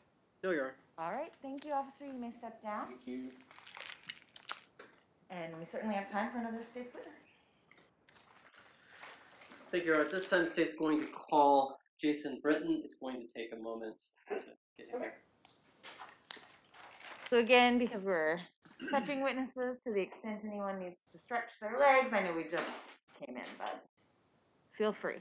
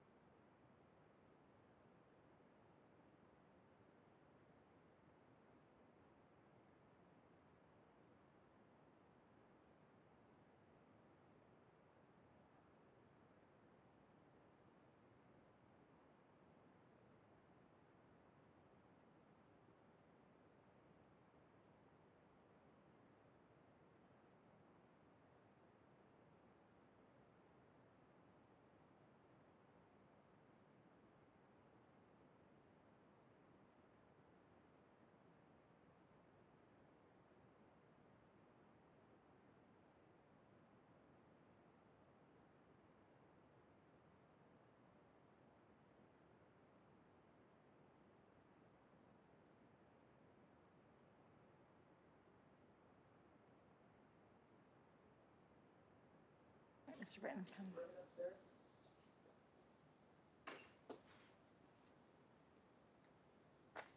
You remain standing there for a moment and raise your right hand, please. If you perjury, do you solemnly swear or affirm the testimony you're about to give is the truth, the whole truth, and nothing but the truth? Help me God. Have a seat. And if you would please state and spell your name. Would you like me to remove my mask first? You may, Leave it if on. you're more comfortable. My name is Jason Allen Britton. And spell your name, please. JasonAllenBritton.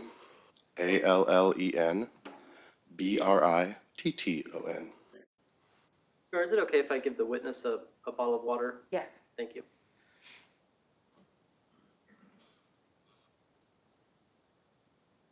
Just in case. Thank you.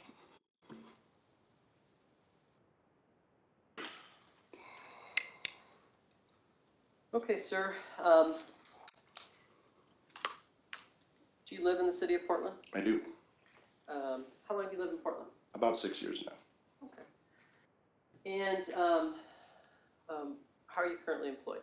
I'm currently working through Aerotech as a temp out at Evraz for a company called Faralloy Partners.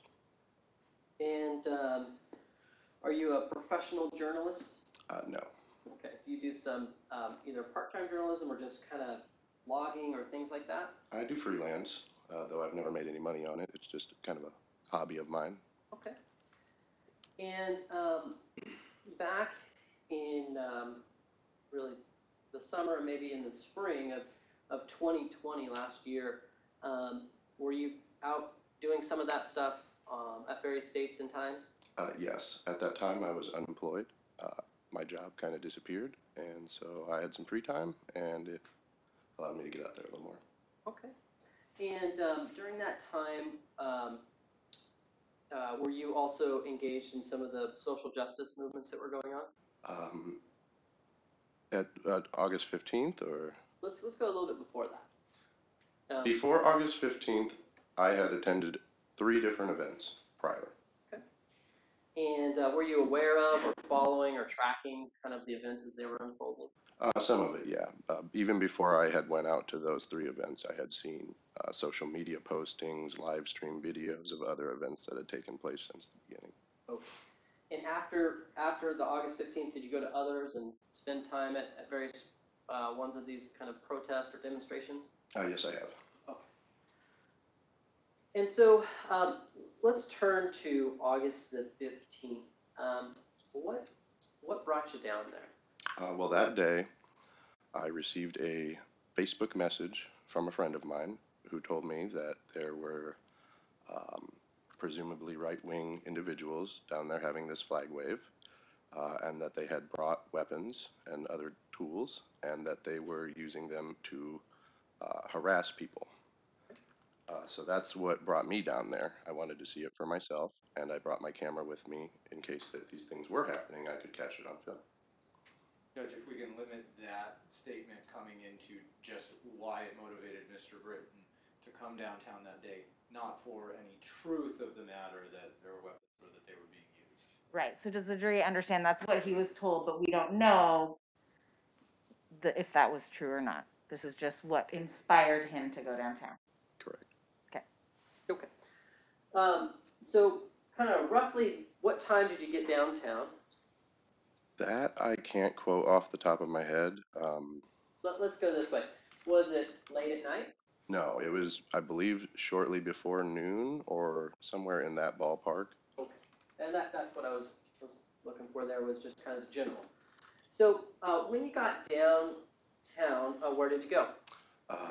I parked in a parking garage approximately 2 to 3 blocks from the Justice Center, and then proceeded to make my way down the street on foot to the Justice Center steps where the flag wave was being held.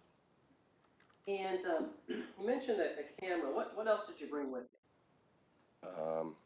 Well, the clothes on my back, a bandana that I was using as a COVID mask, and that's about it. Okay. And did you have like a bag for the camera or anything like that? I did. I had my camera bag that included my lenses and extra batteries, things of that nature. Okay. And then how were you dressed? I had black shorts, flip-flops, a gray Deadpool sweat t-shirt that said, "I don't want to adult today," and a black and green pot leaf bandana on my face. And I'm saying, did you say what your footwear was? Flip-flops. Flip-flops? And are you familiar with the term black bloc? I am.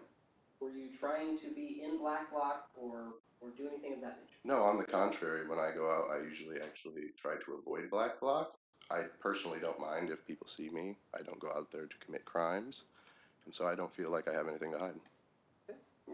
So when you got there, you said you went to the Justice Center in the area? Yes. And was that in the area of kind of Southwest 3rd and just kind of by Chapman Square there Yes. in downtown Portland? Yes. Okay. And what did you observe when you got there? When I got there, I observed obviously the flag rally that was going on there, the flag wave. I observed some people that were kind of countering that on the left side. To generalize, just the left and the right were kind of separated. But when I got there, there wasn't really anything violent or, you know, any kind of assaults or crimes being committed on either side. Did you immediately start your camera when you got there, or did you film it at some point? There were different points I was filming when I got there, but nothing was really going on. I was just kind of talking to a few people in the crowd. And then I want to say, what is it? The video I provided you started about 20 minutes into me being there. Okay. How did that time go before you started videotaping? Well, I was across the street at one point from the steps of the Justice Center smoking a cigarette, just kind of observing what was going on and trying to get an idea of what to expect from this event. Like I had mentioned, I had only been to 3 prior events, and I had never been to one where the left and the right were present at the same time, so I honestly didn't know what to expect out of either side. Okay. Between that time when you started filming there, was there anything that caught your attention or that drew you to it? Well, I had spoken with an individual that pointed out the defendant, Alan Swinney, and what he was wearing and carrying at the time. Mm-hmm. And so that's kind of why I started to draw a little more focus on him in my footage. He appeared to be, I don't want to say like a leader, but he was definitely the most equipped at the time from my observations. And when you say equipped, do you kind of roughly have an idea in your head about what he was wearing, holding, things of that nature? Yes. He had some kind of vest on that appeared to be, didn't look bulletproof, possibly, but it was just a chest protector. It had Texas patch and some crosses on the right side there. He had a riot helmet type helmet, like an old, not a modern one, but a more older style of riot helmet. He had what appeared to be some kind of martial arts padding, like you would see in a dojo or something like that in karate, on his arm. He had a flag, but his flag was very tiny, and his stick carrying that flag was very big.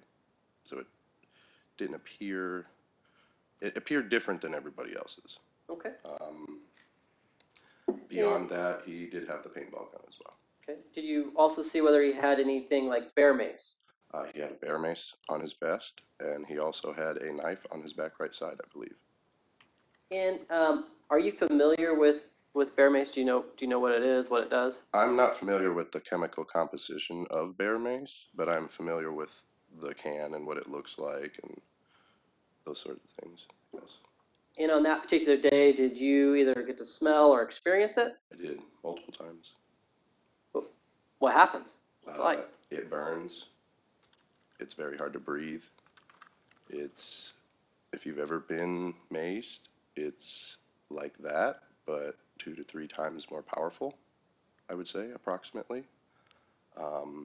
It's not something that was designed for humans. It's designed for a grizzly bear. Objection, speculation.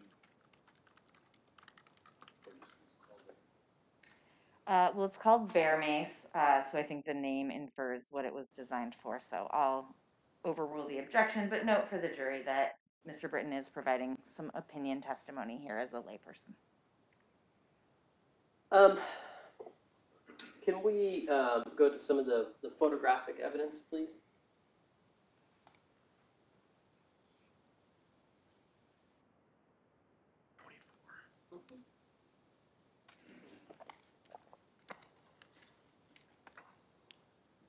Keenan, are we able to put that? There we go. Thank you. I'm showing you what's been marked as State's Exhibit 24. Do you recognize that? I do. I'm going to offer this exhibit this time.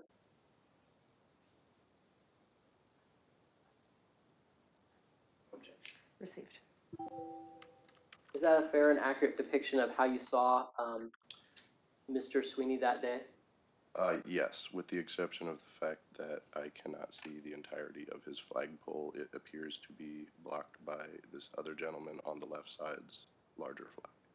Okay. Well, let's go to State's Exhibit 25. Is this additionally a picture of Mr. Swinney at the Justice Center on August 15th? Yes. I would offer State's Exhibit 25. Objection, foundation. Overruled as to foundation. Received. In the course of events of that day, did you get a pretty good look at that paintball gun? Yes. Okay. I'm going to show you what's been marked as State's Exhibit 26. Is that a fair and accurate depiction of Mr. Swinney and the paintball gun? Yes, it is. Do you recognize that picture? I do. Did you take that picture? I don't know if I took that as a still, but it may be a still off of my video. It does look familiar. Okay. I'm going to offer State's Exhibit 26. No objection. Now, in the course of this particular afternoon, did you converse a little bit with Mr. Swinney? I did. Did you end up walking with him as he was walking away from the Justice Center? I did. What was that conversation like? Which conversation? There were a few. Fair. How about your tone? How were you presenting that day? How was I presenting that day? I was a little anxious, a little nervous. I definitely said some choice words and expressed my First Amendment rights in a way that some people might find a bit vulgar. Okay. What was making you anxious? The situation overall, seeing these people down here with all of these different particular weapons and just kind of the vibe, I guess I would call, for lack of a better term, just the feelings that I was seeing between people talking and between the left and the right, just the tension that was building between the two. Can you go to State's Exhibit 23, please? This has been marked and previously entered into evidence. If you could just take a brief look when it comes up on screen. Do you roughly recognize this map? Yes, that does appear to be the route that was taken. Okay, so that dotted line, is that reflects it? I can't speak to anything after the middle dot there between, see, that would be on 4th. Before they head east on Yamhill, that circle there would be the incident that kind of took me out of the picture. Okay, the one that's on 4th, or is it the one that's on 3rd when you come around the back side of the parking lot? So before heading east onto Yamhill, so it would be the, let's see, they take the left on 2nd, or they take a left on Taylor, they take a right on 4th Avenue, and then that circle that immediately precedes, that is where the incident took place. Is that the incident with the young woman who gets maced and then? No, I apologize. I believe. And we can watch your video if that would help. I will be honest, some of it, as far as the route, is a bit of a blur. Okay. Well, why don't we go to your video then? So you had your camera, and were there at least 3 videos that you took during that route? Yes. Well, let's see. The first was actually just at the Justice Center. Gotcha. The second one was when that route began, when they started to kind of shuffle out. And the third video was a approximately 10-minute clip leading up to my assault. And so let's go ahead and watch the first video clip. The state's going to be offering State's Exhibit 50. And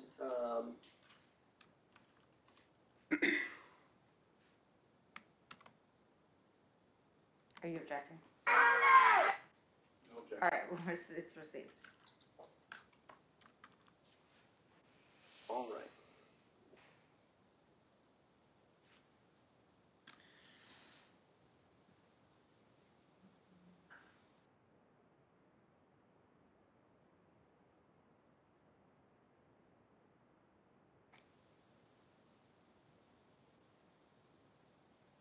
Switching over screen?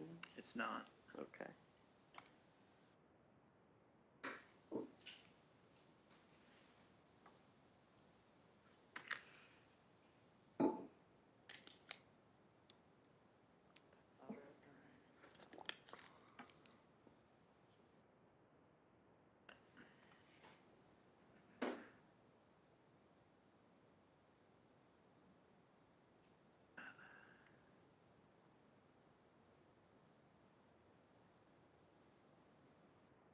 I bring up online and then Plug it into there and see if that changes at all.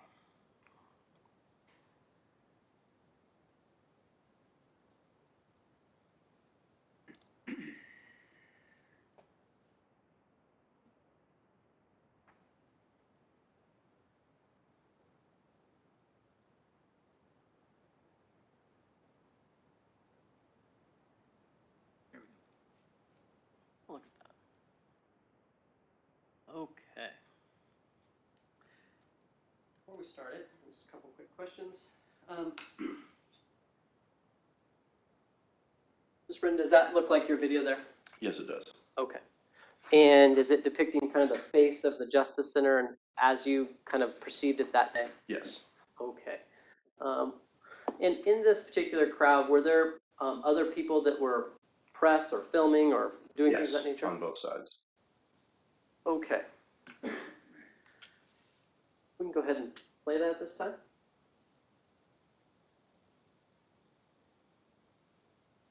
These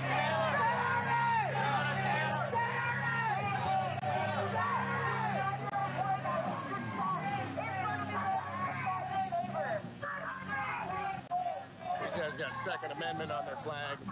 Apparently they don't care about the fucking First Amendment. Apparently they forgot the most important one of them all. Freedom of speech, freedom of press. And that's why we're here, exercising our freedom of press to get every bit of it for you guys to hear at home. Here's the guy with the bear mace again. He seems calm now that everybody...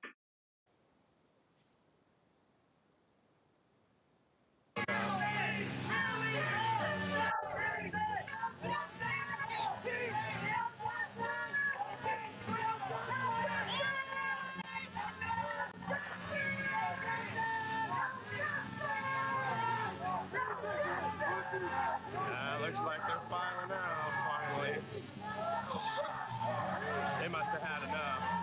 We've been in here fucking damn near 80 days, and they've already had enough. Like, here's him with his paintball gun. Okay. See his paint. Hey, you'd said in the video you'd been down there nearly 8 days. Were you talking specifically about yourself? No. What were you talking about? I was speaking specifically about the movement of protesters that had been down there. Okay, thank you.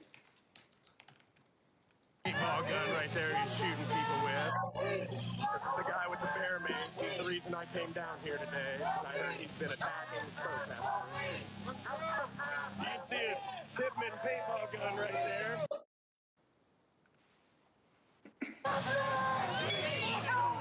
What's wrong? You scared? Fucking scared? Where's the paintball gun now, huh? Where's your paintball gun and your fucking bear mace now, buddy? We got you on candid fucking camera. Let's see you fucking use your little Kidman on people now. You want to shoot me with a paintball? Huh? I bet you fucking do. I'm gonna show America that you do too much. You asked him a question there about whether he wanted to shoot you with the paintball gun. Did you actually hear his response? I did. What did he say? He said something roughly along the lines of, yeah, I do. Okay. We can continue. Motherfucker, freedom of press. You forgot the first Constitution.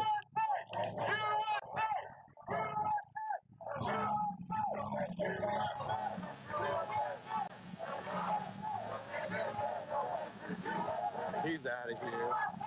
He's a little bitch, man. He wanted to come down here while people were vulnerable and in small numbers, and now that we've got numbers down here, he wants to dip. That's cool. He can do that. It's his right. He can leave. We don't care. Just think it's funny how when, you know, the cameras get pulled out, they want to start putting their little sticks away and their little paintball guns and their bear maze. They don't want to attack people when they're on camera. They only come down here and attack people when nobody's watching. They don't want you to see this. They don't want you to see the peaceful protest that's going on down here. They just want to see they want you to see whatever fucking up narrative they're trying to spin out here. This is America. This is freedom of speech. If you don't stand with this, then you don't stand with America. You can come down here and wave your fucking flag all you want, but you're not a real fucking American if you don't stand up for the Constitution, the whole Constitution.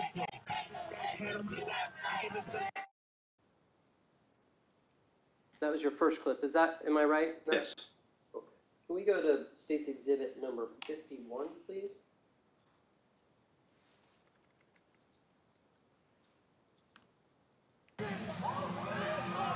No, sorry. State's going to offer State's Exhibit 51. No objection. Received.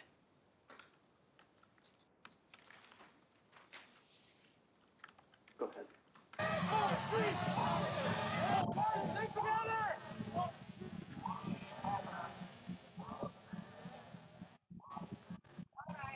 And it appears they're leaving. They're all bitch made. They didn't come here to actually do anything while they're on camera. They came down here to start a bunch of shit before the cameras start rolling. Hopefully somebody else got this. I didn't, unfortunately. I came a little late to the scene, but I'm thankful that I could be here at all. But here they are, still filing out.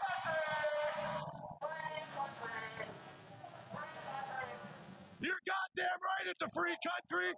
That's why we're here. First Amendment, freedom of speech. You think we're fucking terrorists? We're not. We're fucking Americans just like you, buddy.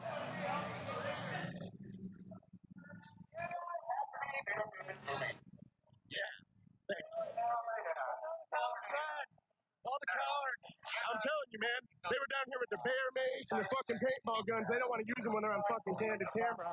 They're gonna run away like a bunch of fucking yellow belly bastards. Well, we have numbers. They're nowhere to be found. I got friends that fought in a war against this type of shit.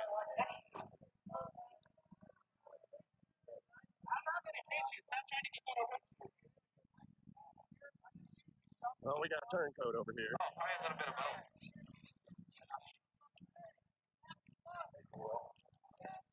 I'm not trying to go to jail for killing people selling bail. Because it will be a second-degree felony, I guarantee you.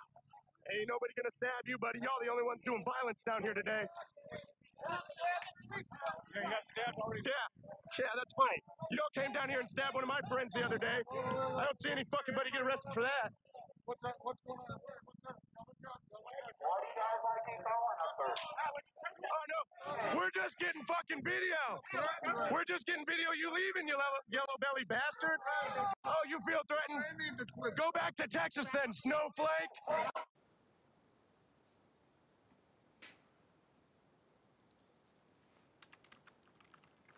Can we go to State's Exhibit 52 before we play? I'm going to offer that. 52? Yes. No objection. All right, it's received. That one was 51. Yeah, that was already offered and received. So now we're. Pause this for a moment. Now, just to be clear, I think you already said, but I just want to make sure. Your videos didn't cover like every step of the route that you guys walked. No, unfortunately not. Okay. So is there a reason why you just didn't have your camera rolling? There was a few videos that I tried to take, but unfortunately when I hit play or I hit record on my camera, all it really was like me kind of just going off into the distance, and it was a very short clip. So where I had thought that I hit record and allowed the camera to roll, in my inexperience, I unfortunately did not have the camera rolling. Can your camera just run continuously? My camera can run the, 1080p, 60 FPS HD video that I generally take for 10 minutes at a time before I have to start a new clip. Okay. And in the time where we see you guys kind of round the corner there on Second, was there some back and forth discussion with Mr. Swinney? There was, yes. Was there a little bit of mace sprayed around there as well? Yes, there was. Is that the first time on that particular day that you'd smelled it or sensed it? That I can recall, yes. Okay. And then as you moved along, did you, in this next clip, capture another time when, for lack of a better term, the procession stopped? Yes. Okay. And when it stopped, were you filming at that time? Yes, I was. And are you just looking through, are you like, and so I understand maybe the jury, are you looking through the lens of the camera, or are you holding it in a manner where you're able to look around and see as well? My camera has what's called live view. So as with many newer digital cameras, it has an LCD screen on the back of the camera that I can view what I'm filming right there on the screen. And so it gives a little less tunnel vision than looking down the actual aperture, but it's not foolproof. I mean, I do have an ability to kind of look around and see what's going on, but I'm still kind of focused in on that screen. Okay. For example, when you stop and there's this next encounter, are you able to look up and see what's happening in there? A little bit here and there, but not, like I said, not 100%. Okay. Why don't we go to State's Exhibit 53. Sorry, we at 52. And I want to just ask you a question. Does this capture that kind of event with where there was a pause and then continue on until where you eventually get shot with the paintball? Yes. Okay. All right. And 52 has been offered, received? Yep. Okay, we are ready to play it then. I don't blame you. We've been down here for fucking 80 days. Where the fuck were you? Oh, yeah?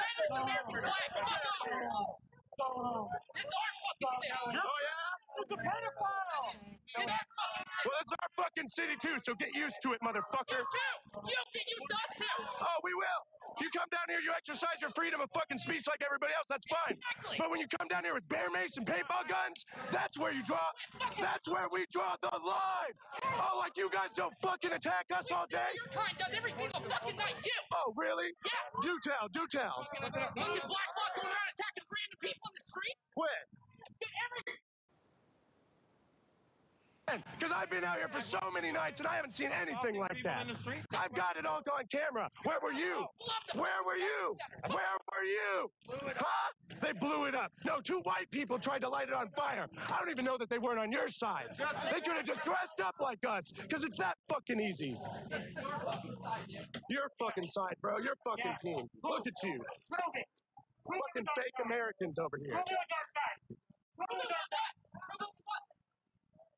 Well, now you see the fucking dilemma. As you're walking down the street here, are there people behind you, beside you? There's people surrounding the whole area, yeah. Okay, and are some of these people who you assume are associates of Mr. Swinney and others that are following like you are? To my recollection, there were people from both sides, generally referred to as the left and the right, both in front of and behind me. So it was kind of a mix-up, okay. I would say. There was no clear boundary between the two sides at this time. Okay. All right.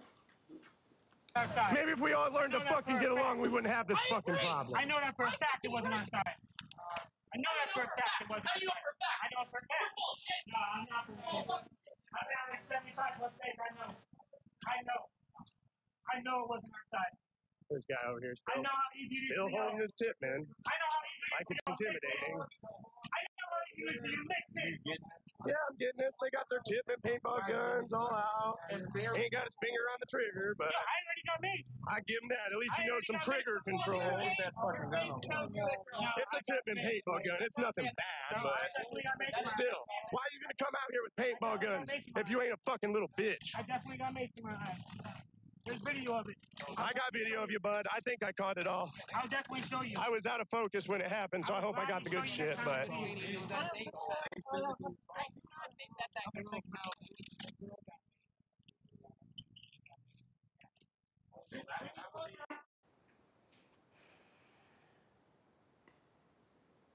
it's no big deal. How do you support that? How do you support Swinney throwing around the headboard all the time? Tough guy with the paintball, right? Tough guy with the beer beads, right? Tough guy? Right, tough guy? Your fucking beer mace and your fucking army knife, right? Oh, he's got a knife on there too? Look, he brought a knife to the protest. Brought a fucking knife to the protest. I've been down here with no fucking weapons every fucking night. This motherfucker's down here decked out like G.I. fucking Joe. Go into Twitter and do Alan Swinney. N-word, it'll pop up. For real. We put all kinds of stuff on Twitter. Lots of them. I got video of this damn guy doing a big following here of people keeping an eye on him because they've been attacking innocent bystanders. They want to say we're threatening them, but at the end of the day, all they've done is threaten everybody else. So we're here with our cameras to make sure they don't intimidate anybody else. We're not walking around with weapons. We're not the ones that did that today. We're not the ones that did that today. Y'all did that. Y'all did that. Don't worry, America's going to see it all. And we got, I mean, it's not that we need to. This is freedom of the press right here in action.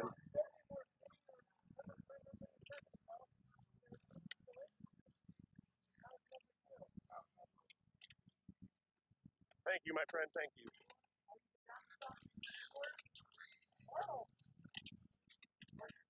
Maybe unless I see one. Hey! Point that at somebody else, motherfucker.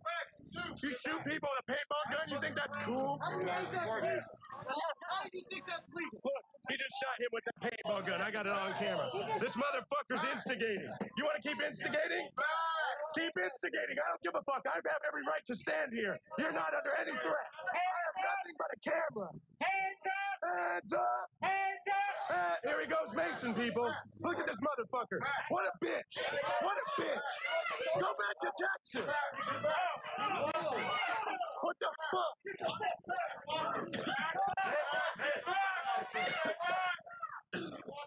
You want to keep fucking Mason innocent people? You guys are fucking sick. Y'all are fucking fascists. I am right here. This is 10 fucking feet. Get the fuck out of our town with your bear mace. Bitch. Bitch. Bitch. Bitch.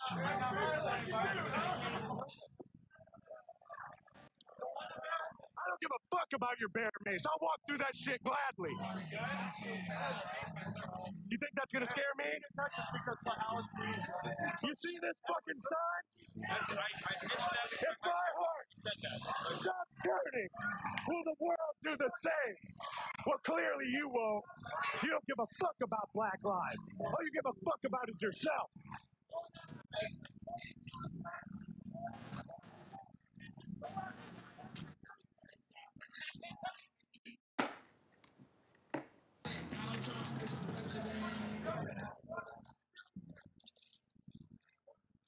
Thank you for being out here, my guy. Thank you.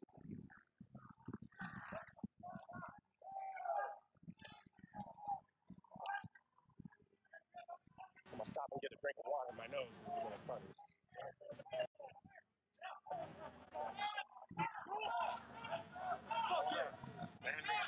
What you gonna do with those, homeboy?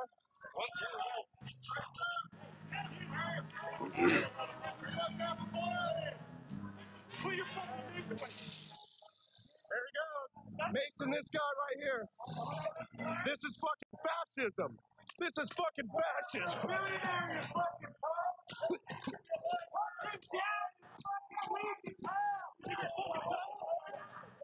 You think I'm scared of your fucking bear mates?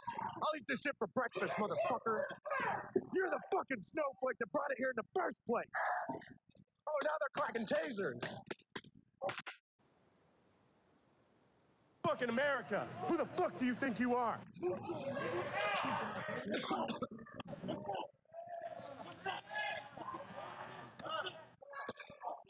I've got you all on camera and I'm making a fucking...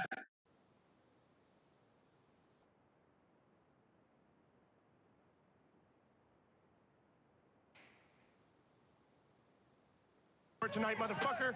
I'm not like everybody else. Oh, you want to shoot at me? You want to shoot at me? You want to shoot at me?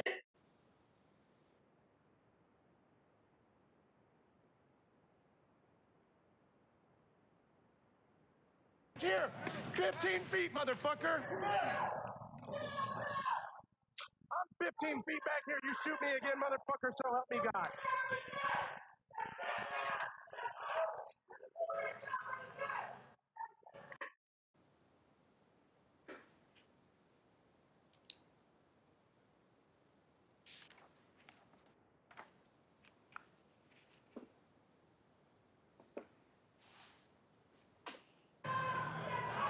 We do this every night. Stay tight. We do this every night. Stay together. Stay tight. We do this every night.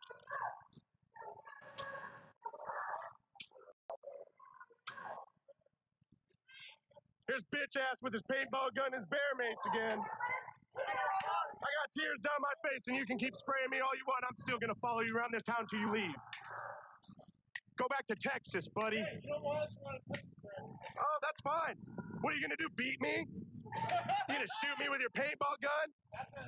Fine, do it. I am not threatening you at all. So if you wanna beat me and you wanna assault me, I'll see you in court, buddy. I'll see you in court, buddy. Right. Just shoot that right by my head. Oh, he just shot me in the eyeball. He just shot me in the fucking eyeball with a paintball. You motherfucker. He just shot me in the eye. I need to go to a medic. He just shot me in the eye with a paintball. And I've got it all on film. I'm going to the medics. I'm going to cut this feed off now. I'll get this out to you guys later. Shot in the eye! We need a medic! Medic! I'll be okay. My eye's going to be fine. Is it good? Medic! Hanging out. It's going to be black. I know that. I'm not shooting you on my wall, bro. It's not the first time I've been hit the eye. I did. I got it all on camera. He shot him by my head and then he missed. He's trying to hit the other guy in the eye. Bear mace, pissed off, and like I'm gonna sue the fuck out of those faggots. I'm sorry for using that word. It's not appropriate for this case. Fuck. Hold on. I'm not ready for it yet. Let me put my camera in my bag. I can do it blind. All right, a couple questions. Pretty obvious to start with. That's your voice on the, when we hear in the background, the primary voice. Yes. Okay. Is it fair to say you're animated before you get shot? Yes. Why were you upset? Well, from the moment that Alan told me in the beginning, when I asked him, would you like to shoot me with that paintball? And he said, yeah, I do. That was the start of my anxiety and the beginning of what made me believe that Alan had come there for something more than just the standard, traditional flag wave. Right. So let me ask you this question. You're saying at various times that you've been out there every night and all that. Why are you saying that stuff? Well, I guess more for dramatic effect. And then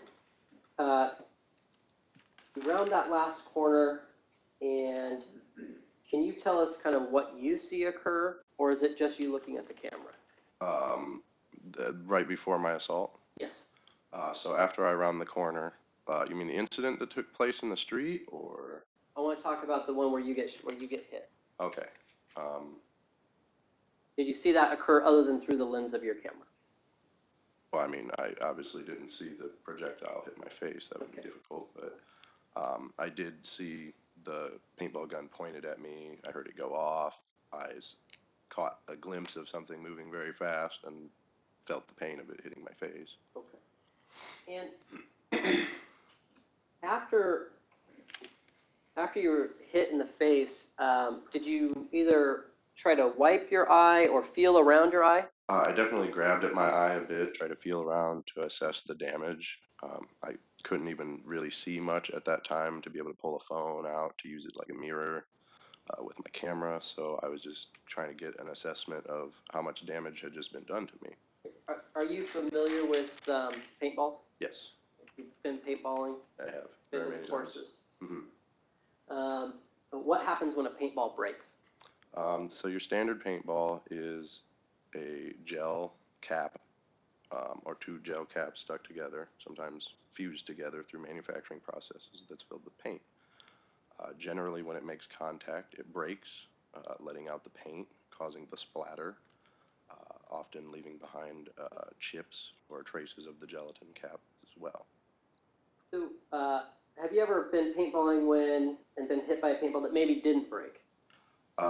Never a standard one, personally. Okay. Well, on that day, let me just ask you this. Did the paintball break, or at least did you have the residue or things of that nature? I did not see any indication that the paintball broke, no. Okay.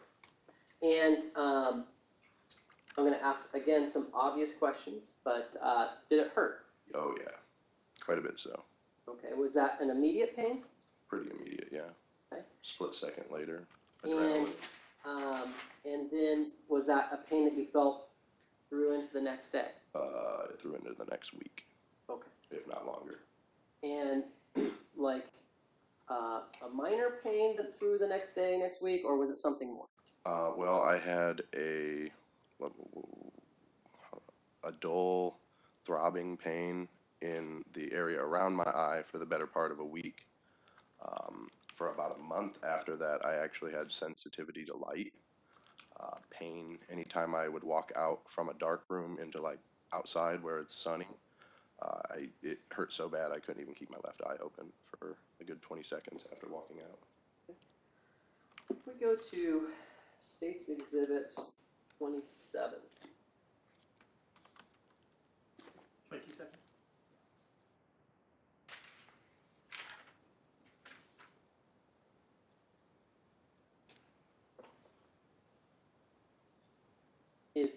And first, let me ask you this.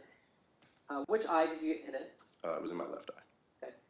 And some of these pictures, it's a little confusing for me. It looks like it's on one side and it looks like it's on the other. Can you tell us what happened there? Well, sometimes, you take these pictures, it's really easy to just hit a button and flip. And sometimes when you're doing that from a aesthetic purpose, sometimes one way looks better than the other for, just for posting on social media or whatever. And so some of those pictures may have got flipped for that. Just reverse it, essentially? Yes. Okay. It's just a complete flip-flop. I'm going to offer States Exhibit 27. No objection. Received. Is that a picture of you and of how your eye looked after you were shot by the paintball? Yes, approximately 30 minutes to an hour after. Okay. We see States Exhibit 28. What about this particular picture? Is this a picture of you as well? Yes, this is a picture of me later on in the night at the Portland Police Bureau. I believe this was taken by Officer Katrina Ensley. And then States Exhibit, I would offer States Exhibit 27 and 28. No objection. Received. And then States Exhibit 29. Do you recognize this one as well? Yes, this was a photo that I sent to Officer Katrina Ensley, I believe a day or two after the event. I would offer 29. Sorry, I keep forgetting. Right. No objection.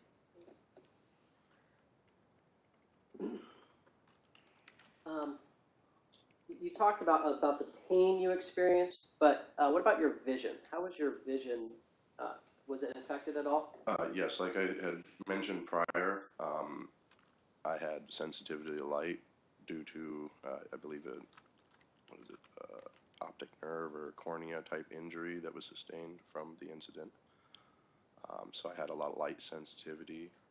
I had that first week there where obviously, black eye feels pretty bad. So there was that dull throbbing pain through that. But on top of that, to this day, my vision has never completely returned to what it was prior to August 15th, 2020. So if I understand you clearly, first, you're able to see me out of that eye, Yes. but is it just that the quality or the focus of your vision, things of that nature? Yes, the ability to focus has been greatly degraded.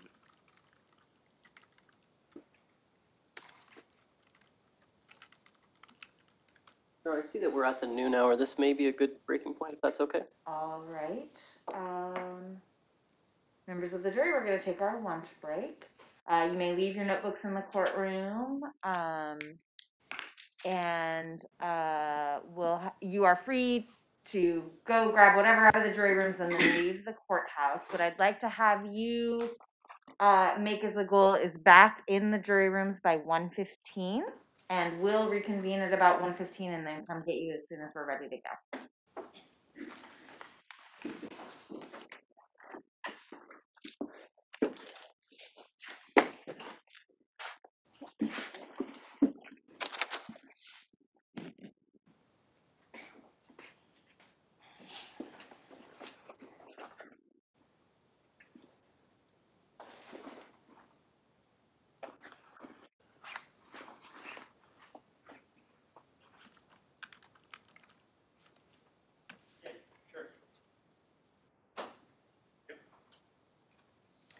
I just want to check in. I apologize. That's not the court's practice as far as checking in when I'm at breaking points. I can do something different, however the court would like. That's fine. I didn't know how much longer we had with him. I was gonna at least try to get through direct with him, but it's not.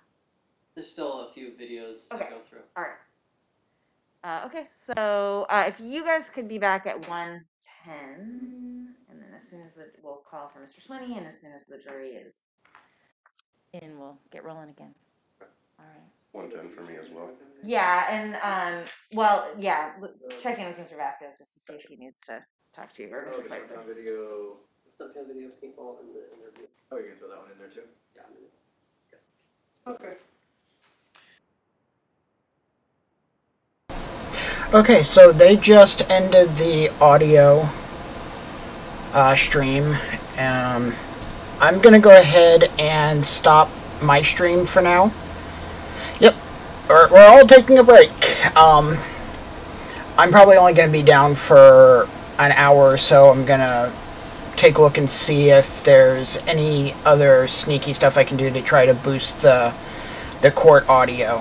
I'm not too confident, but I'll give it another shot of things to look at. So yeah, go ahead and, if you haven't already followed, go ahead and follow so that when I bring the next stream up, since YouTube and Facebook, they'll have new posts.